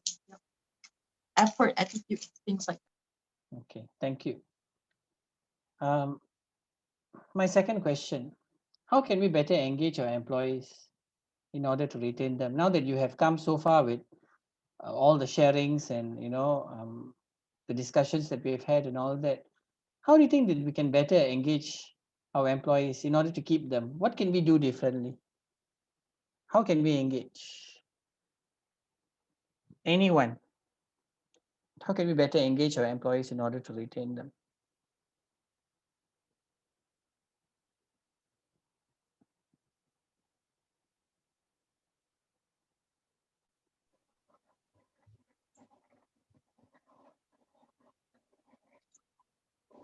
Ladies and gentlemen.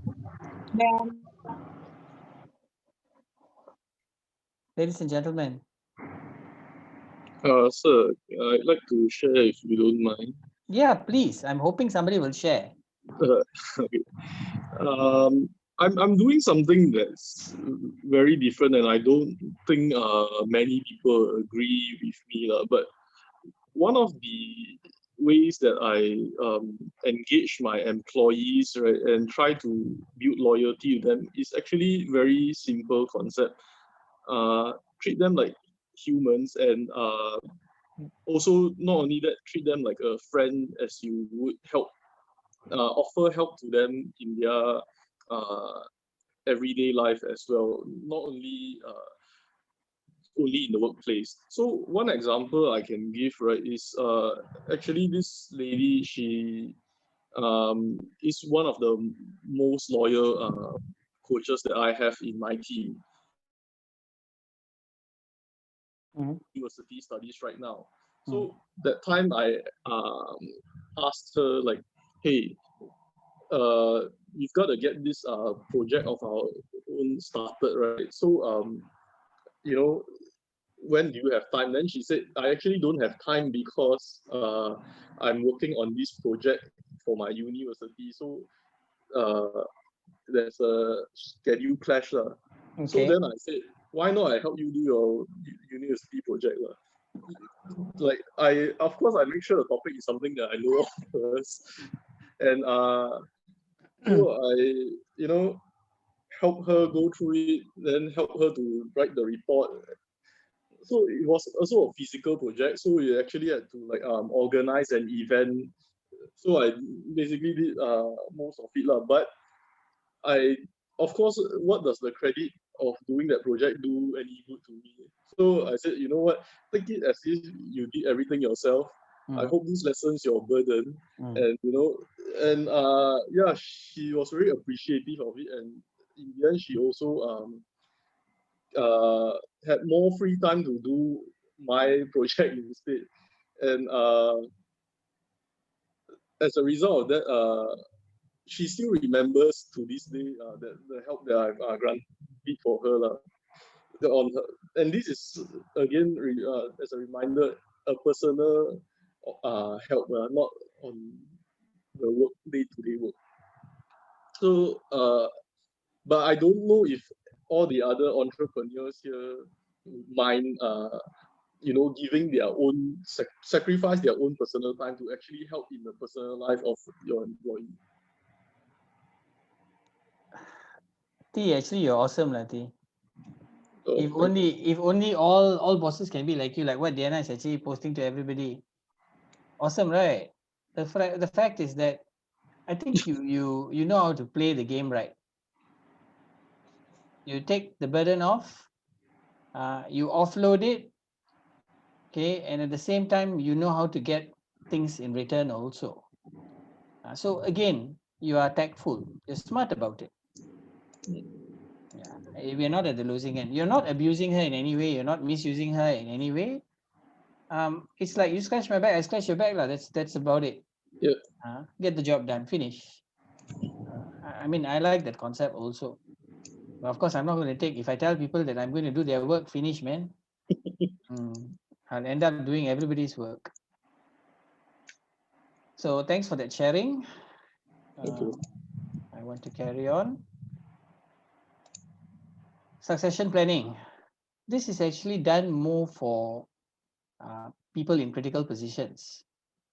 But I'm going to tell you this also. You run your own business, you better start doing succession planning also. Should anything happen to you, who's going to take over? Are you going to tutup kedai?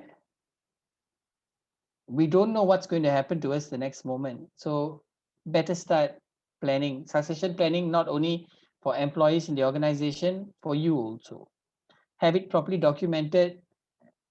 Make sure it is all in place. 5 common mistakes to avoid when you do succession planning. In most organizations, this is the typical thing. People playing favorites. You don't have an objective process for spotting successes. You can't see. You don't address disappointment. You don't turn the process into a competition. You keep the succession planning process a secret. Why? We put it in our will, saying that after we are dead and gone, so and so will take over. You die and you're already gone, and so does not know what to do, takes over your organization, takes over your company, boom, and the whole thing goes down. Wouldn't it be easier if you actually tell the person in advance and get the person to prepare himself or herself for this journey? Makes sense, right? I think most of you can relate to this. Okay, so do your part also in succession planning. Don't keep it a secret. Here are some keys to succession planning. Also, I will need you to read this stuff. Spend some time reading it. Technology, this one cannot be avoided. This is today's evolution. When you talk about talent, we need people who are IT savvy. You need people who can work with systems, who can not only function on their own, but who can also function using systems. You need people like this. You need people who are quick, who are witty, who are creative, who are critical in their thoughts, who can do things quick. Why do we need people who can actually use systems? Very simple. Everything is systems based today. Okay. 1 year ago, did we talk about Zoom? No. Today, it's all about Zoom. People are asking one another, do you have a Zoom account? Is it registered? It's a necessity already. So just like this, you need to get talent, you need to integrate with a lot of other things. It's not just about skills. The skills that we're looking for is not just knowledge of how to use Microsoft Word, Microsoft Excel, PowerPoint. No, stop. No more about these things already. They need to know more stuff. They need to know beyond those things. You have to make sure that even you are equipped with this kind of knowledge, right? Better speak their language, and we better understand their language also. What are some of the trends impacting talent management today? Okay, yes, you see the critical nature of the human element. Talent management and the alternative workforce. Today, what alternative workforce are we talking about? 54% of respondents aren't adequately prepared to manage the alternative workforce. What is the alternative workforce? You either, if you talk about talent management and you're saying there's an alternative workforce, where are these people actually going? What are they doing? Are they going to work for themselves? I see so many people doing, young boys and girls, right, running online business. I told you I've got students, who have sat in my classes and they are busy trading online. They're going to go to the UK to study, and they have made their money to go not only to pay their fees, but they've gone there to have a holiday as well. What are they doing differently? We need to start figuring these things out also. A shift in recruiting practices. Cannot be looking at the old way of recruiting also. Today, we are not recruiting people this way. No more already. Gone are the days when you, even headhunters,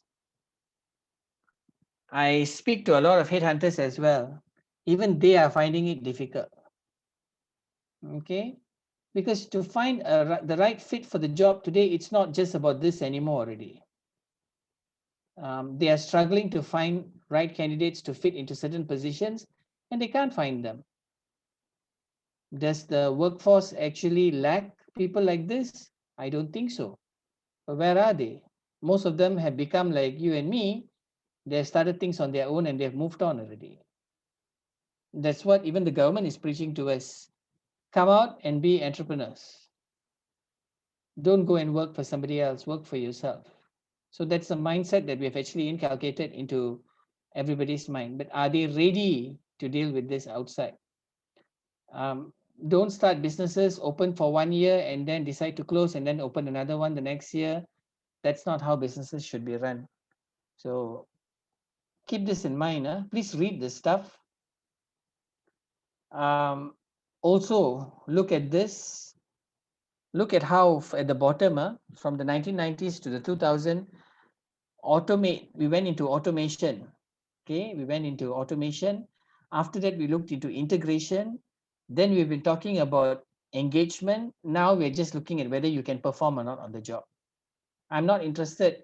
I think we tell most people, can do or cannot do, finish. Can do or cannot do. Can you perform or not? 1 month, 2 months, if we see no performance, we ask them to leave. So our focus, where is it now? Look, because of over time, over this last 20 years, look at what has happened. Everything has changed. Our way of doing work also has changed. So read this part as well on evolution of talent. Important things for you to read. And you have an assignment question. I will share this in the group later today. This is important. With the ongoing introduction of technology, okay, it's ongoing. What steps or initiatives can we take in order to ensure that staff retention is, hang on, oops.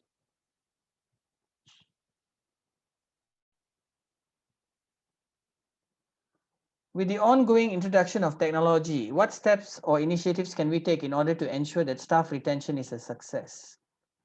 What steps do you think that we can take? I want to actually hear from you, right? So you guys share, okay? Asnawi, I said nowadays work use internet only, can work anywhere. Tak perlu, you don't even need a laptop. All you need is this. Betul tak? All you need is that the phone. We do our banking, everything with this. Okay, so now with technology, I want you to do this assignment question. This is something you need to work on. Again, I'll give you 1 week to finish it. You don't have to write, there's no minimum words, maximum words, no such thing. All right, I just want your thoughts on this.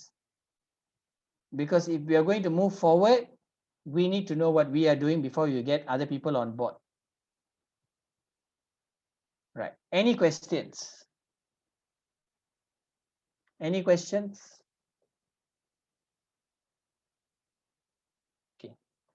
Now, I hope I have been of some use to you guys for today. All right. I know it's not an easy task. Okay, because all of us need to move forward. And this moving forward bit comes with a lot of challenges, and this pandemic that's going on also is not helping us in a lot of ways. But again, cannot use that as an excuse and do nothing. We still need to move on. So moving forward, find ways, learn how to do things. You need help, get the help you need, right? And we journey, we go forward. I think Intan wrote to me with some questions. Intan, she wrote to me with some questions. I haven't got back to her yet because there are some questions. I think some of the other coaches should also respond accordingly. And there was one more person who also wrote to me. So if I have not responded to you yet, please give me some time because I've been in training from 9 o'clock this morning. Okay. The only break that I've had is the half an hour, 1 hour in between. Thanks, Vishal. I needed that.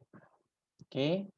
So guys, this is all I have for you for today. I thank you so much for being an amazing class. I will try to join you tomorrow and the days to come. Just join in some of the sessions. I'm looking forward to the coaching sessions as well, so that we can actually help one another with that as well. All right. So I'll hand it back to Colin. Colin, do you have anything to tell them before we leave?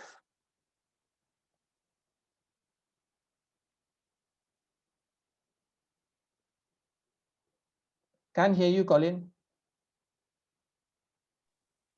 Thank you, Mr. Jude. And as of now, I think we have assignments pending and your management accounts, which needs to be submitted.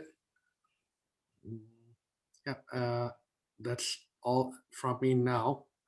Okay. And yeah, guys, don't forget to wish Mr. Jude tomorrow. It's his birthday tomorrow. Oh dear God. Okay. Happy birthday. 10:22 baru.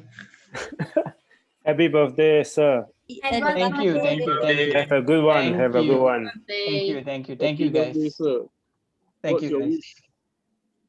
My wish to see all of us successful. Oh, you're so selfless. Thank you. All right, all of us. Good to be It's not alive. just about Stay me. It's not healthy. about you. Happy birthday. Enjoy your time with your family. Thank you. So keep me in your prayers. Yes. All right. Thank you. Have a good night, and I'll see you during the next couple of days. I'll be with you. Okay. Bye, guys. Good night. Good night. Night. Bye. Everyone. Thanks, everybody. Thank Bye. you. Thanks, Diana. Bye.